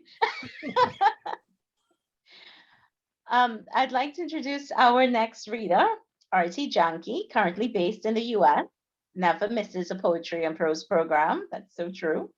Author of several books, including Hush, Don't Cry, The Footsteps of Rama, and Witty and Wise. This retired journalist, who worked for many years with the national newspapers, both in Trinidad and India, continues to thrill us with her work. Very knowledgeable in Indian culture, she reads a Phagwat. Thank you. Now, Phagwa is a Hindu festival that celebrates the end of the old year and the beginning of the new. While in its original form, it is a fertility festival, that aspect is lost here in Trinidad and Tobago. Young men and women, however, continue to use the occasion to meet and court their girl and boyfriends at various celebrations and competitions. Phagwa is now celebrated as a day of color and joy on the full moon in March with songs called chautal and the spraying of a colored dye known as abir. Colored powder or gulal is pasted on face and cheeks of participants. People dance to the beat of handheld chambals called majiras and drums that accompany the chautal songs. The day is one of music and merriment and is sometimes referred to as Indian Carnival.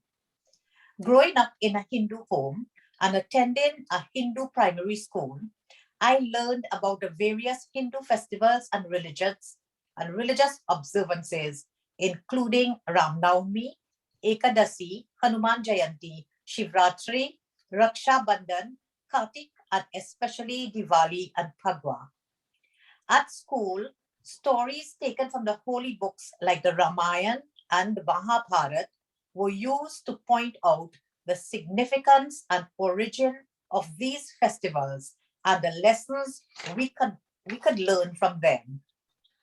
We all loved these sessions, which were usually held in the period just before lunch and carried no arithmetic problems or difficult spelling words. Phagwa's story was especially loved. We listened, sang, and clapped, and were given majiras to play.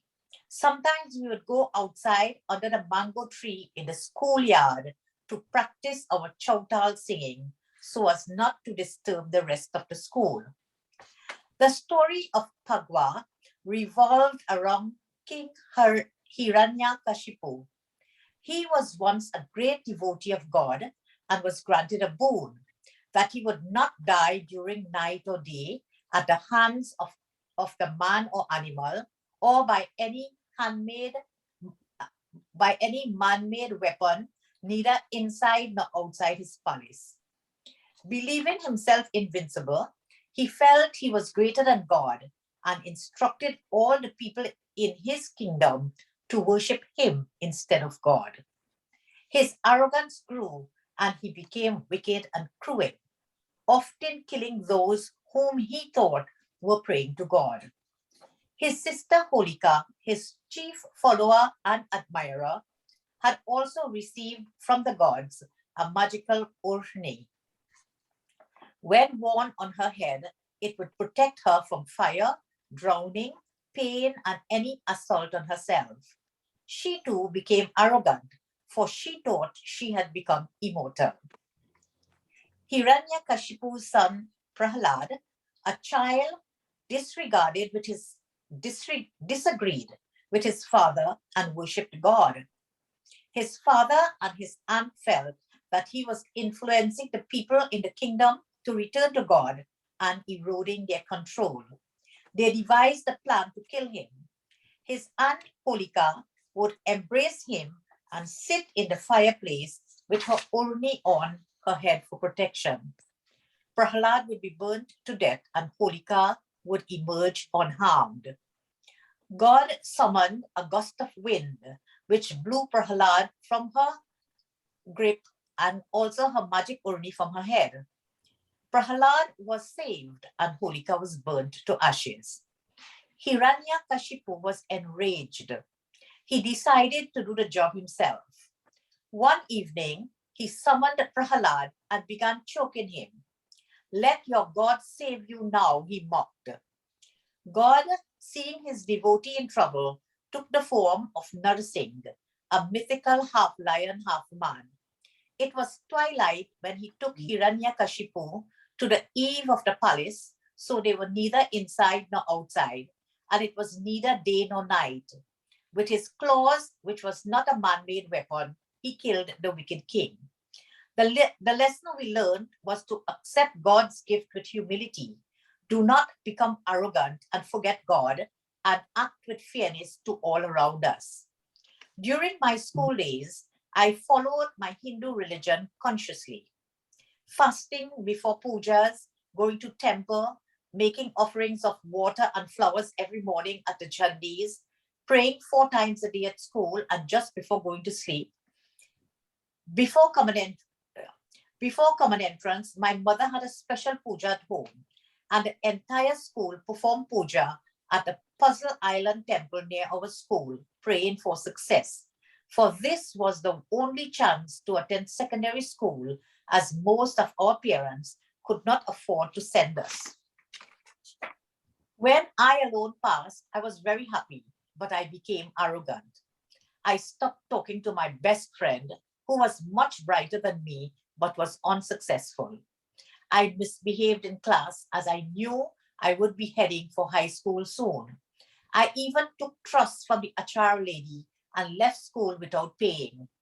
When my mother wanted to do puja, thanking God for my success, I sneeringly said, "I wrote the exam, not God." In high school, when exposed to science and learning about Darwin's theory of evolution, I became an atheist. Still, success continued to come my way. I passed my exams and secured one of the most prized jobs, a refinery operator at Texaco Pointe-a-Pierre. I completely forgot God, thinking that I alone was responsible for my success. With my new job, I was able to buy a car and was soon liming with my buddies from work, ignoring my friends, now former friends from my village. I had started drinking and along with my workmates, started visiting the nightclubs and houses of ill repute, such as Black Cat Hotel, Quintals, and Villa Capri. My mother and former teachers tried talking to me, but to no avail. It was Pagwa 1971, when my mother asked me not to drink that day and come home as the village Pagwa group was coming to our house that evening. Needless to say, I paid her no attention. Earlier, I had my fill at Sidial's in Debe and even had a ganja cigarette. I could see the pain in my mother's eyes as I came home staggering at 5 p.m. I refused her offer of food and went to my room to sleep. I had dark curtains for I worked shift and often slept during the day. I put the fan on and quickly dozed away. I was not sure if I was asleep or awake. The room became pitch black as I felt this heavy weight on my chest. I tried to scream, but no sound came out. I tried to get up, but was unable to do so. I felt an eerie presence in the room. I wanted to say a prayer, but none came to my mind, and even so, my lips refused to move. I saw and felt Hiranyakashipu squeezing the life out of me, but I was helpless. I was sweating profusely as I tried to will myself to wake up. I was watching myself being attacked, even as I lay in my bed. The scene faded, and I was being held by Holika in the middle of soaring flames. This is the end, I thought. Suddenly, there was a shout from downstairs. Bolo Siyapati Ramachandra ki jai. It means praises to Lord Rama. And as if by magic, the room suddenly became brighter. Holika disappeared, and the weight on my chest abated. The Pagwa group had arrived and began singing praises to the Lord. I woke up cold sober and suddenly felt a great urge to join my former village friends in singing the Pagwa songs. I hurriedly took a bath and joined. Everyone was surprised, my mother most of all. I felt all the songs coming back to me. Holi chale raghubira avadhame, Holi kale raghubira. The song means, let us go to Ayodhya, home of Lord Rama, and play Pagwa. I sang lustily as I played my majira. Panaghatana jai, panaghatana jai, chaila abir se mare lai. It means that do not go to the lagoon to work today. Let us go and play Pagwa. I sang again as I felt so grateful to God for saving me. I stopped drinking, stopped liming, and visiting those wicked places. I started mingling with the village folks, going to the temple on Sundays, obeying my parents, and most of all, praying to God. God had given me another chance of good living, for which I am grateful to this day. Thank you. A special congratulations to Moti. It cannot escape us that he has worked extremely hard in a very short space of time to give us 3 books. So congratulations and best of luck to you. Thank you. Thank you, Archie. That was a lovely reading. And yes, 3 is quite an accomplishment. Doesn't mean we don't want 4. Okay? Yes, absolutely, absolutely. Our next reader, Leslie Ann Beckel, a volunteer reader at the virtual Storytime, who sometimes shares her own work, a great teller of stories, and a writer who always provokes with her commentary. Leslie Ann reads Mr. President, Sir. Good afternoon, everyone. Happy to be here. Thank you to Mr. Boodoosingh for inviting me to read this story. So, Mr. President, Sir. Trinidad and Tobago have had 6 presidents, 5 men and 1 woman. All fine people and non-controversial, but they are and continues to be so boring for a writer. I want to stay away from the highfalutin presidents and instead focus on the presidents in our village who affected the lives of the ordinary people. Boise S., 25. First tried to become the president of the Mehefil Dance Company. He was the chief cook and bottle washer, doing all the bookings, making appointments for performances, organizing transport, and generally managing the affairs of the group. but he could neither dance or play an instrument. When the elections was called, the lead dancer was elected president. Boise was disappointed. He left the group and decided to form a youth group of which he hoped to be president. He walked through the village inviting folks to a meeting being held at his house on the following Sunday evening. There were 2 nominations for president, Boise and a young man named Singh who had recently been appointed a teacher at the nearby Suchet Trace Hindu School. When the vote was taken, Boise lost. Boise was furious. The meeting ended in chaos. Boise declared that the meeting was unconstitutional and said a new meeting would be held in a week's time. This time, Singh did not attend and Boise became president. Boise was happy. He decided to have a fundraising event. He was having meetings mostly attended by his friends and family, including the secretary-treasurer, a young lady named Mati. An excursion to Granville was planned. Lachman Singh's 2 vans was hired, as well as Harry's van. Price was $7 per person and tickets were sold. The event was a success. Villagers noticed Boise and Mati going to a secluded part of the beach. Next thing we heard, Boise and Mati had eloped. We tried to find out about the money raised by the excursion, but no information was coming. Boise's father said he wanted no more meetings at his home. The youth group was no more. Boise and Mati went to Canada. They returned 3 years later, and Boise began inviting people to a meeting to form a village council. Harry was the president of the cricket club for many years. Once he was a very good bowler and batsman, but he had become older and could not compete for a place on the team with the younger players. He began to use his position as president to demand a pick on the team. The youthful players decided to vote him out at the next elections. When Harry caught wind of this, he was angry as he recalled his years of service to the club. The final straw came when he was dropped from the team for a match. The night before the game, Harry, who lived opposite the ground, took a fork and dug up the pitch. The game was abandoned. Harry left the club, calling all the members ungrateful. Ramphal. Ramphal first worked as an operator at Tiantek Power Station. When Texaco was seeking personnel for their power station, he took up the offer. He loved his new job, where he was called shift charge engineer. He was not a real engineer, but told everyone he was. On his passport application form, he listed his profession as engineer. When he attended PTA meetings at the Penal Government School, he introduced himself as an engineer. Everybody was impressed, and he was elected president of the PTA. Ramphal approached his position with great enthusiasm. Bazaars, sports meetings, and graduations were planned and executed with great success. He even held lines and cookouts at his home for the teachers and members of the PTA. He was happy and loved his position.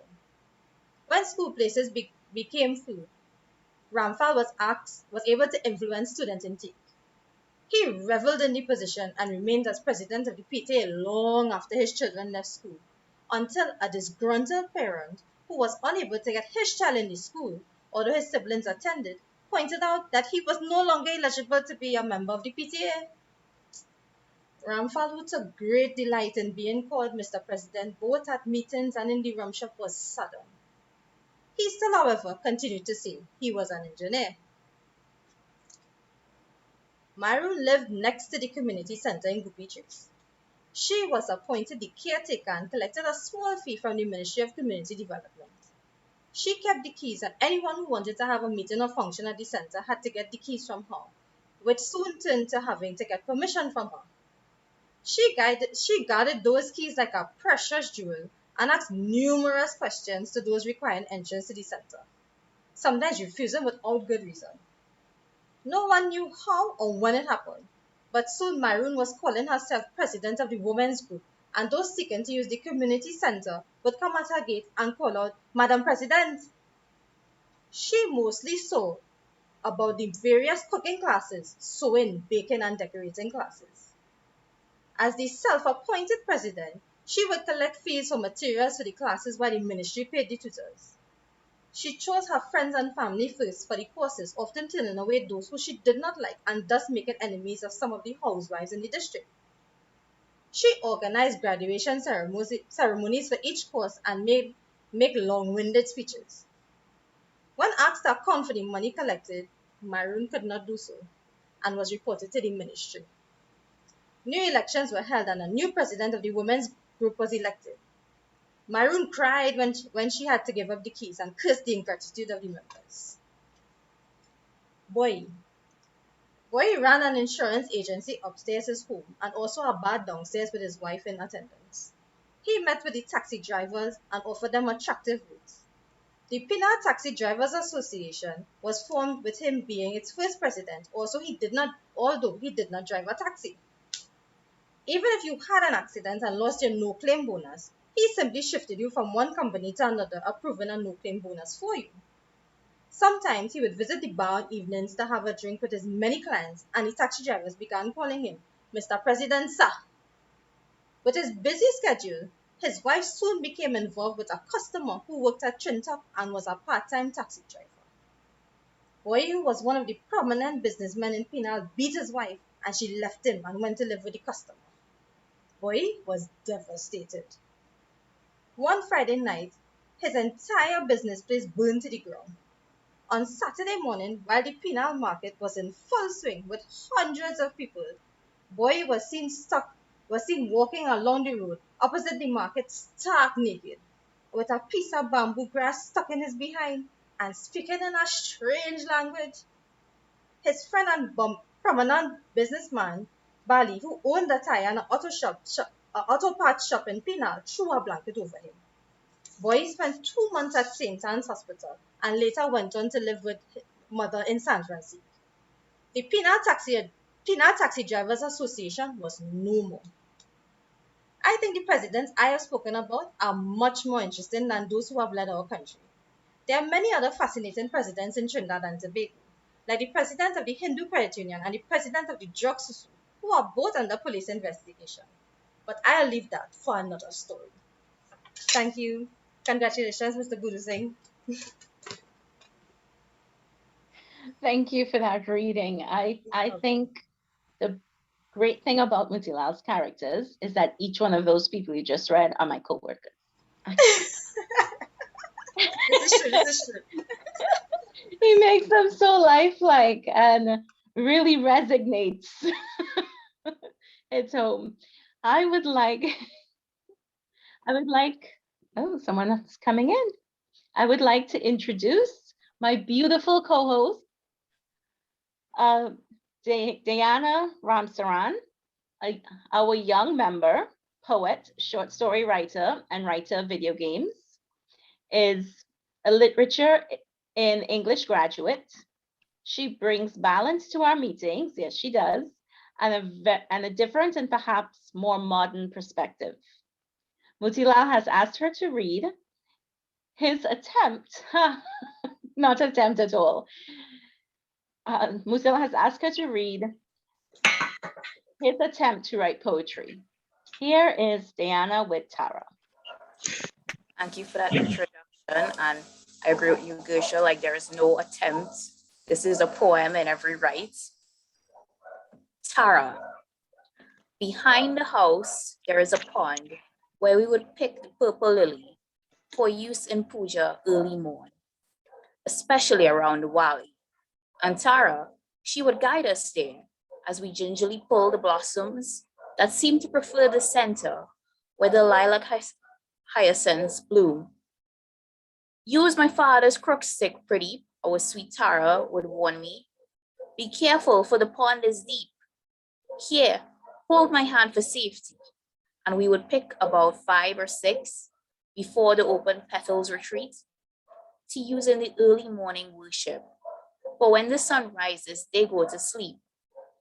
Tara's father, Mr. Sudam, he sang verses of the Ramayana and taught us in Sunday school about love, forgiveness, and dharma. He was very proud of his Tara when she passed from modern secondary, the first child in the family to attend high school in the city. Tara and me, we in the same class. She bright, yet friend to everybody. She first informed, not like me, I come in 23. Summer vacation, July 65. When school closes till September. Next year, Form 4, soon GCE. We'll make this a holiday to remember. Some going abroad to Disneyland. Some visit family quite in England. Penal Indian like me and like Tara and me, help in the garden planting Bodhi. Now Tara's big sister, she having baby. 2 other children and husband to care. She belly big. Go help the poor lady. Go buy your sister, Sudam declare. Tara's brother-in-law, he watching she. Tara, how you looking so pretty? She don't know what she should say. She bend she head and she walk away. Tara cooking, washing, sweeping the floor. When nighttime come, she locking the door. Big sister gone, hospital to have baby. Dirty old man, he hold down she. School open, Tara belly start to show. Everybody casting blame on she. No more classes for Tara to go. Shame and scandal in the family. Her father say she bring disgrace. Go away from here. Who got married you? He cannot in public show his face. You better you dead and that baby too. They found her among the lilies so fair. Ambitions, dreams, they've all gone. Just like the lilac hyacinths stuck in her hair. Classmates, we forget. Life goes on.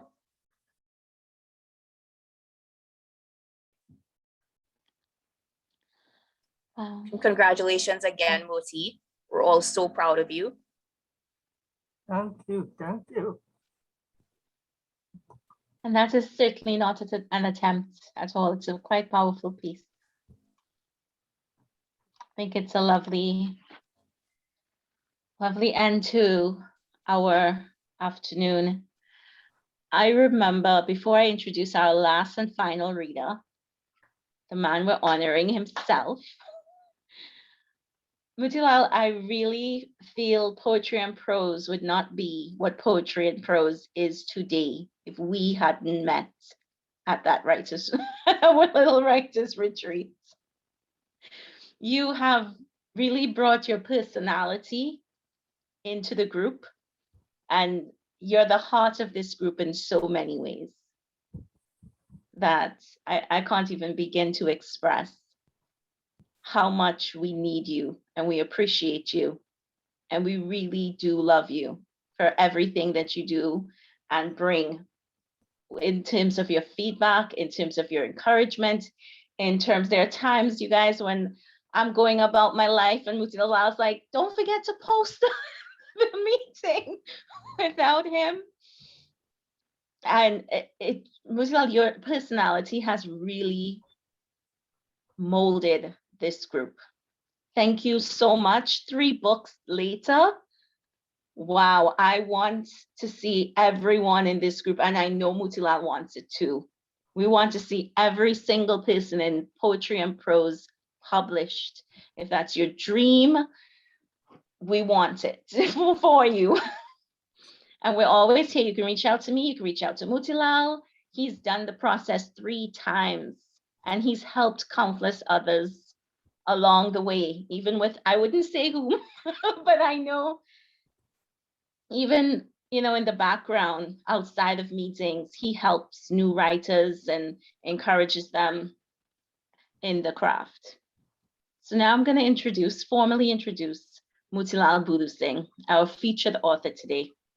He leads the South chapter of Poetry and Prose and has published 3 volumes of short stories and has been featured in several magazines. Motilal reads Mehifil Dance Company. Thank you, Gusha. I want to say something that without poetry and prose and the Faizabad Regional Community Council virtual story time, the last 2 books would not have been possible. Because sometimes I an old man as an old lazy man. And because I know that we have poetry and prose next week, I'm spurred on to write.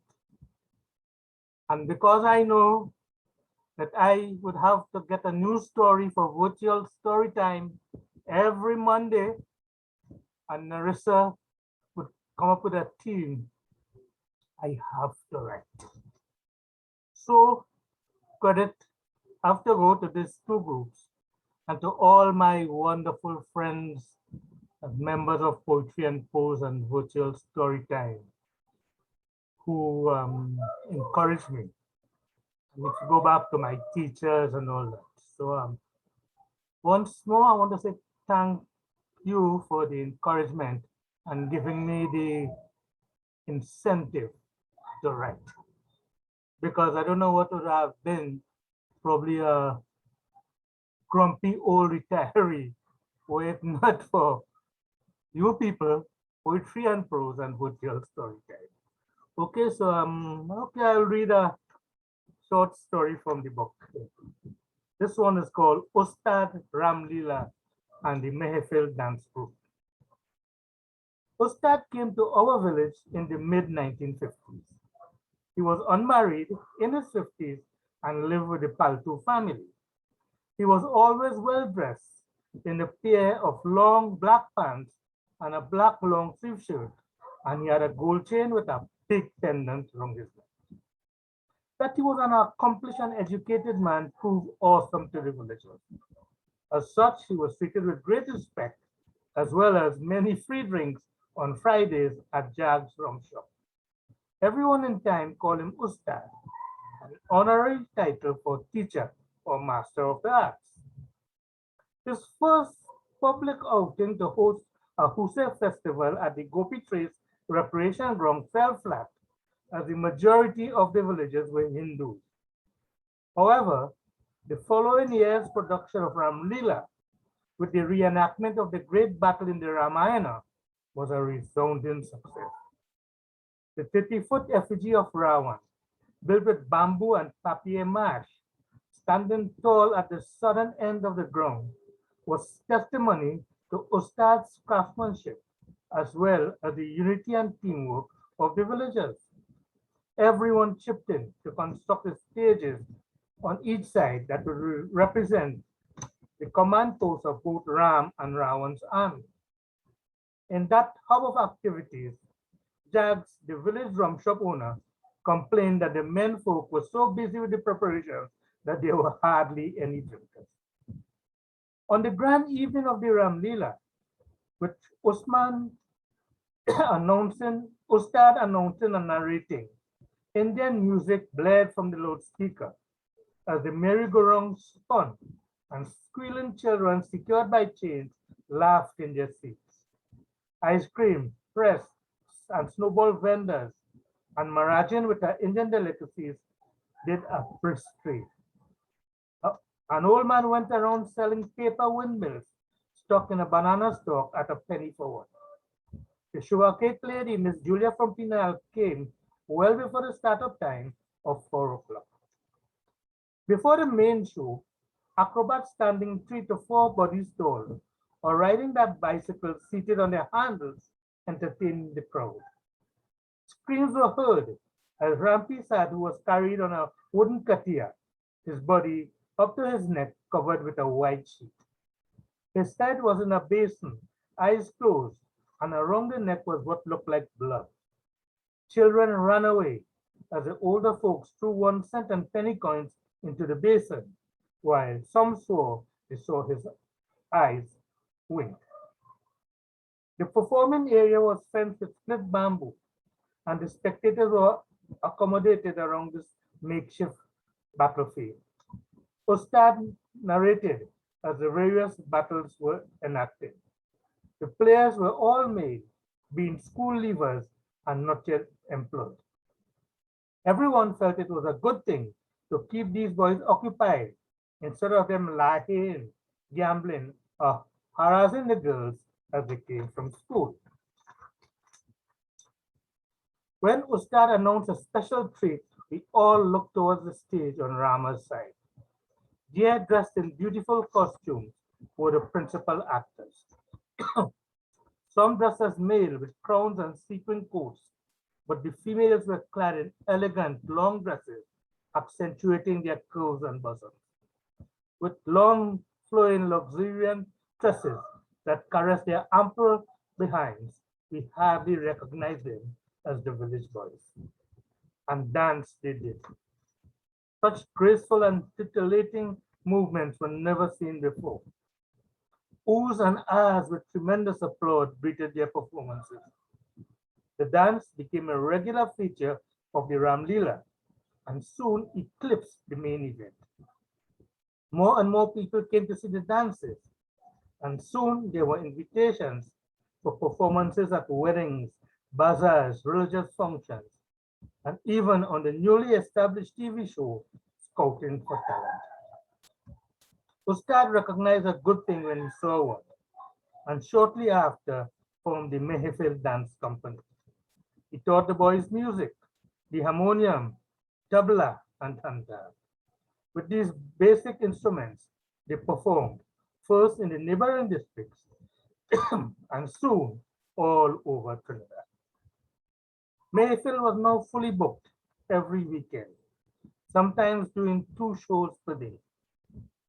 Many forgot their real names and they were being called by their stage names: Radha, Krishna, Meera, Rama, Shakuntala, Ahilya, and Dulatin. It was even rumored that some of them had received marriage proposals from the men in the audiences who had seen them dance, thinking they were girls. Sorry. I remember to this day a scene from one of their more popular recitals. Radha would be sashaying, hips swaying, water pot on her head, and shyly moving her veil, covering and uncovering her face and neck, while moving side to side with her eyes fluttering seductively as Krishna sang, O Gori, O Chori, kahan chalu re, main kyo chali apne sajan ke gale ho. Meaning, oh beautiful girl, where are you going? And the reply, I'm going to meet my lover. I was 10 and I swear I was in love with Radha. I wanted to join the Mehfil dance group, but I knew my mother would have killed me for missing school to go to practice. Fame and stardom had come to the Mehfil Dance Company. They were in demand all over Trinidad. They were soon to represent our country at a major event in Canada. While Mehfil celebrated their successes in Toronto, 2 major fallouts occurred. 3 of the lead dancers remained in Canada, while another returned to take up a scholarship to study Indian dance in India. The group was then in disarray, and Ustad cursed their ingratitude. Maharajan said this was a good thing, as they did this to get away from Ustad's amorous attentions. Radha and Ustad tried to enlist new members, but this was in vain. When Ustad died of a broken heart later that year, the group was no more. Thank you.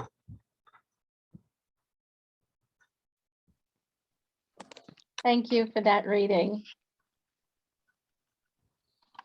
Okay. And thank you for this offering. I really believe your work, the characters in your work, I can see them today. So even though it may seem like stories from old time, the characters that you create are still very much alive today. We're going to go ahead and move on to the vote of thanks, and Motilal is going to give this vote. Well, I think, I don't know, but I want to thank everybody who was here today.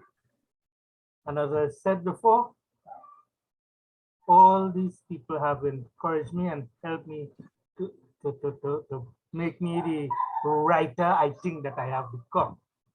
I will continue to get inspiration from you people. Poetry and prose, Motilal story time. Moovin Taylor has been encouraging me for quite a while before I even tried to put down my first book.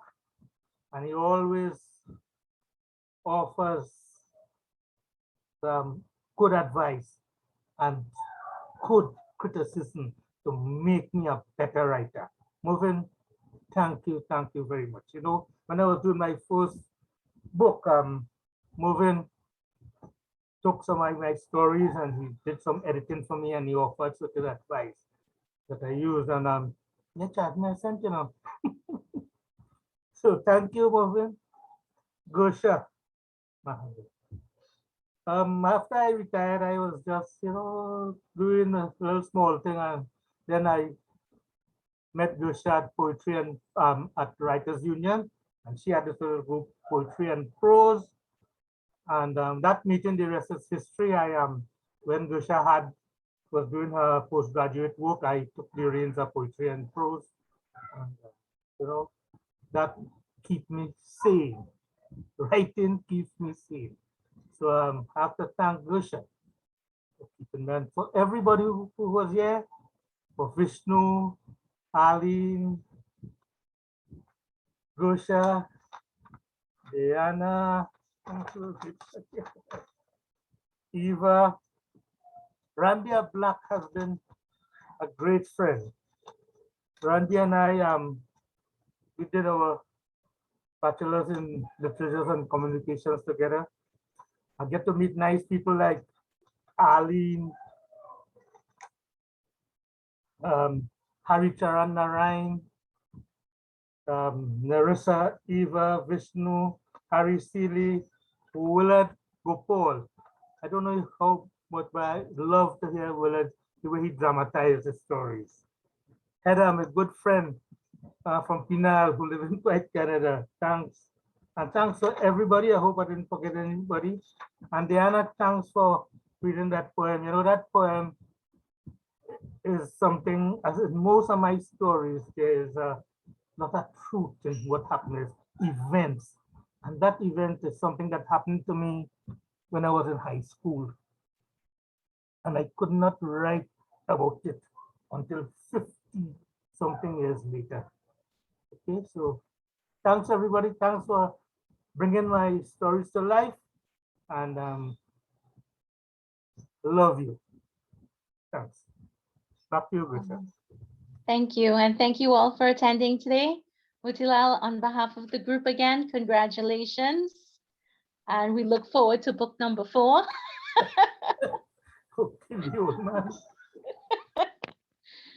Thank you, everyone. Have a great afternoon. My head is full of stories, oh God. I don't, thanks again. Keep it coming and we will keep buying and celebrating the characters that you create. Okay, I don't know if you want to have a little 5 minutes if anybody want to say anything. Certainly. Would anyone like to unmute? Yes, sorry.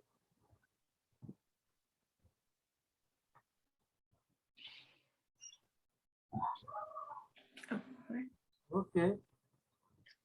Well, Motilal, hi. Are you hearing me? Loud and clear.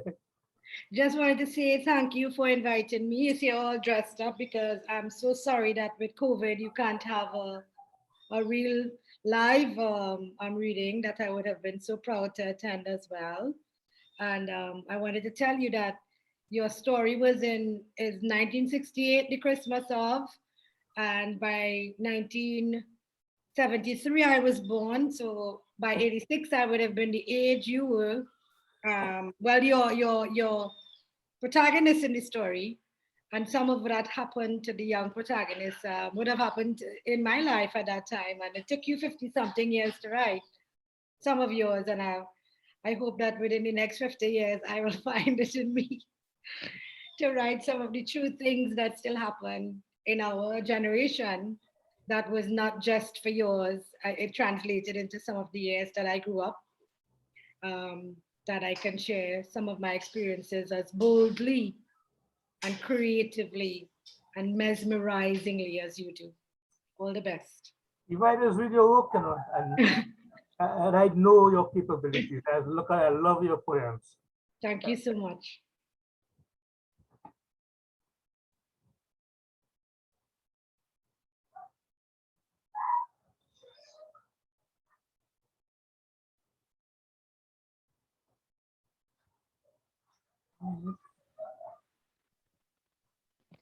If anyone else would like to share, please unmute and just jump in.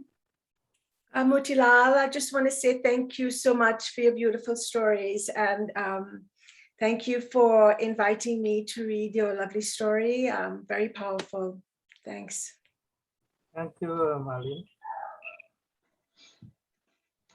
I just had Motilal, I just want to thank you and congratulate you for your wonderful stories and for the new publication. I'm sorry, where I am, I kind of got in late. Oh, yeah, right. You know, but it doesn't take away from the bit that I did gather and thoroughly enjoyed, and all the readings I thought were wonderful. So congrats, my brother. Thank you, Dawad. Yeah, man. Okay, then.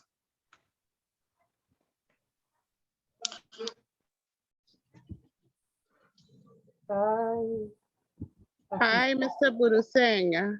Hey, look, hey, Thank you so much. I am so happy that we met online and then we had the opportunity to meet in person so long ago. Thank you for all that you do for virtual storytime. I know you have your fan base and they're always there waiting to hear what you're coming with. I am so happy that you have done this book and your books, and I wish you so much more in the future. All blessings, all blessings. And I just want to plug in that our Douglas Sense Douglas unicorn, Leslie Ann, the person who really comes up with the themes for virtual storytime. So she is the one who really challenges and pushes all of us. That book continues. Thank you again, Boodoosingh. It's been great journey with you. Thank you, and thanks to Virtual Storytime again for pushing me. Thanks.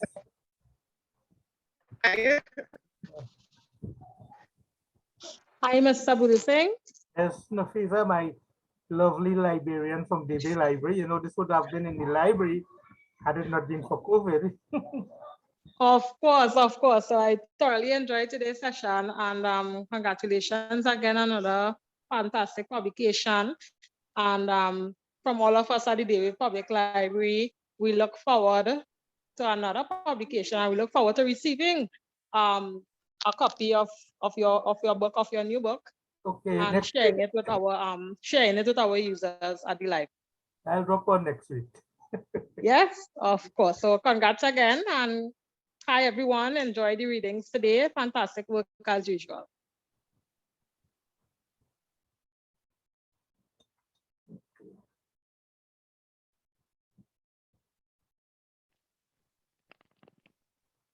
Okay, well, Gusha, you know, we passed the normal stop time, so that I don't know if you want to close off. That's okay. It was well worth it. Everyone, thank you for coming. Have a great afternoon, and we will see you again in 2 weeks. Motilal, again, once more, congratulations. And thank you to all our readers, and a special thank you to Diana for co-hosting. Thank you. You are the wind beneath my wings. Thank you. Enjoy your day. You too. Bye, everyone. Bye, everyone. Bye. Bye. Bye, Mr. B. Thank you. Yes, I see that fellow here. Congratulations once again. Best wishes, to everyone. And everyone who read and attended. It was really a nice session.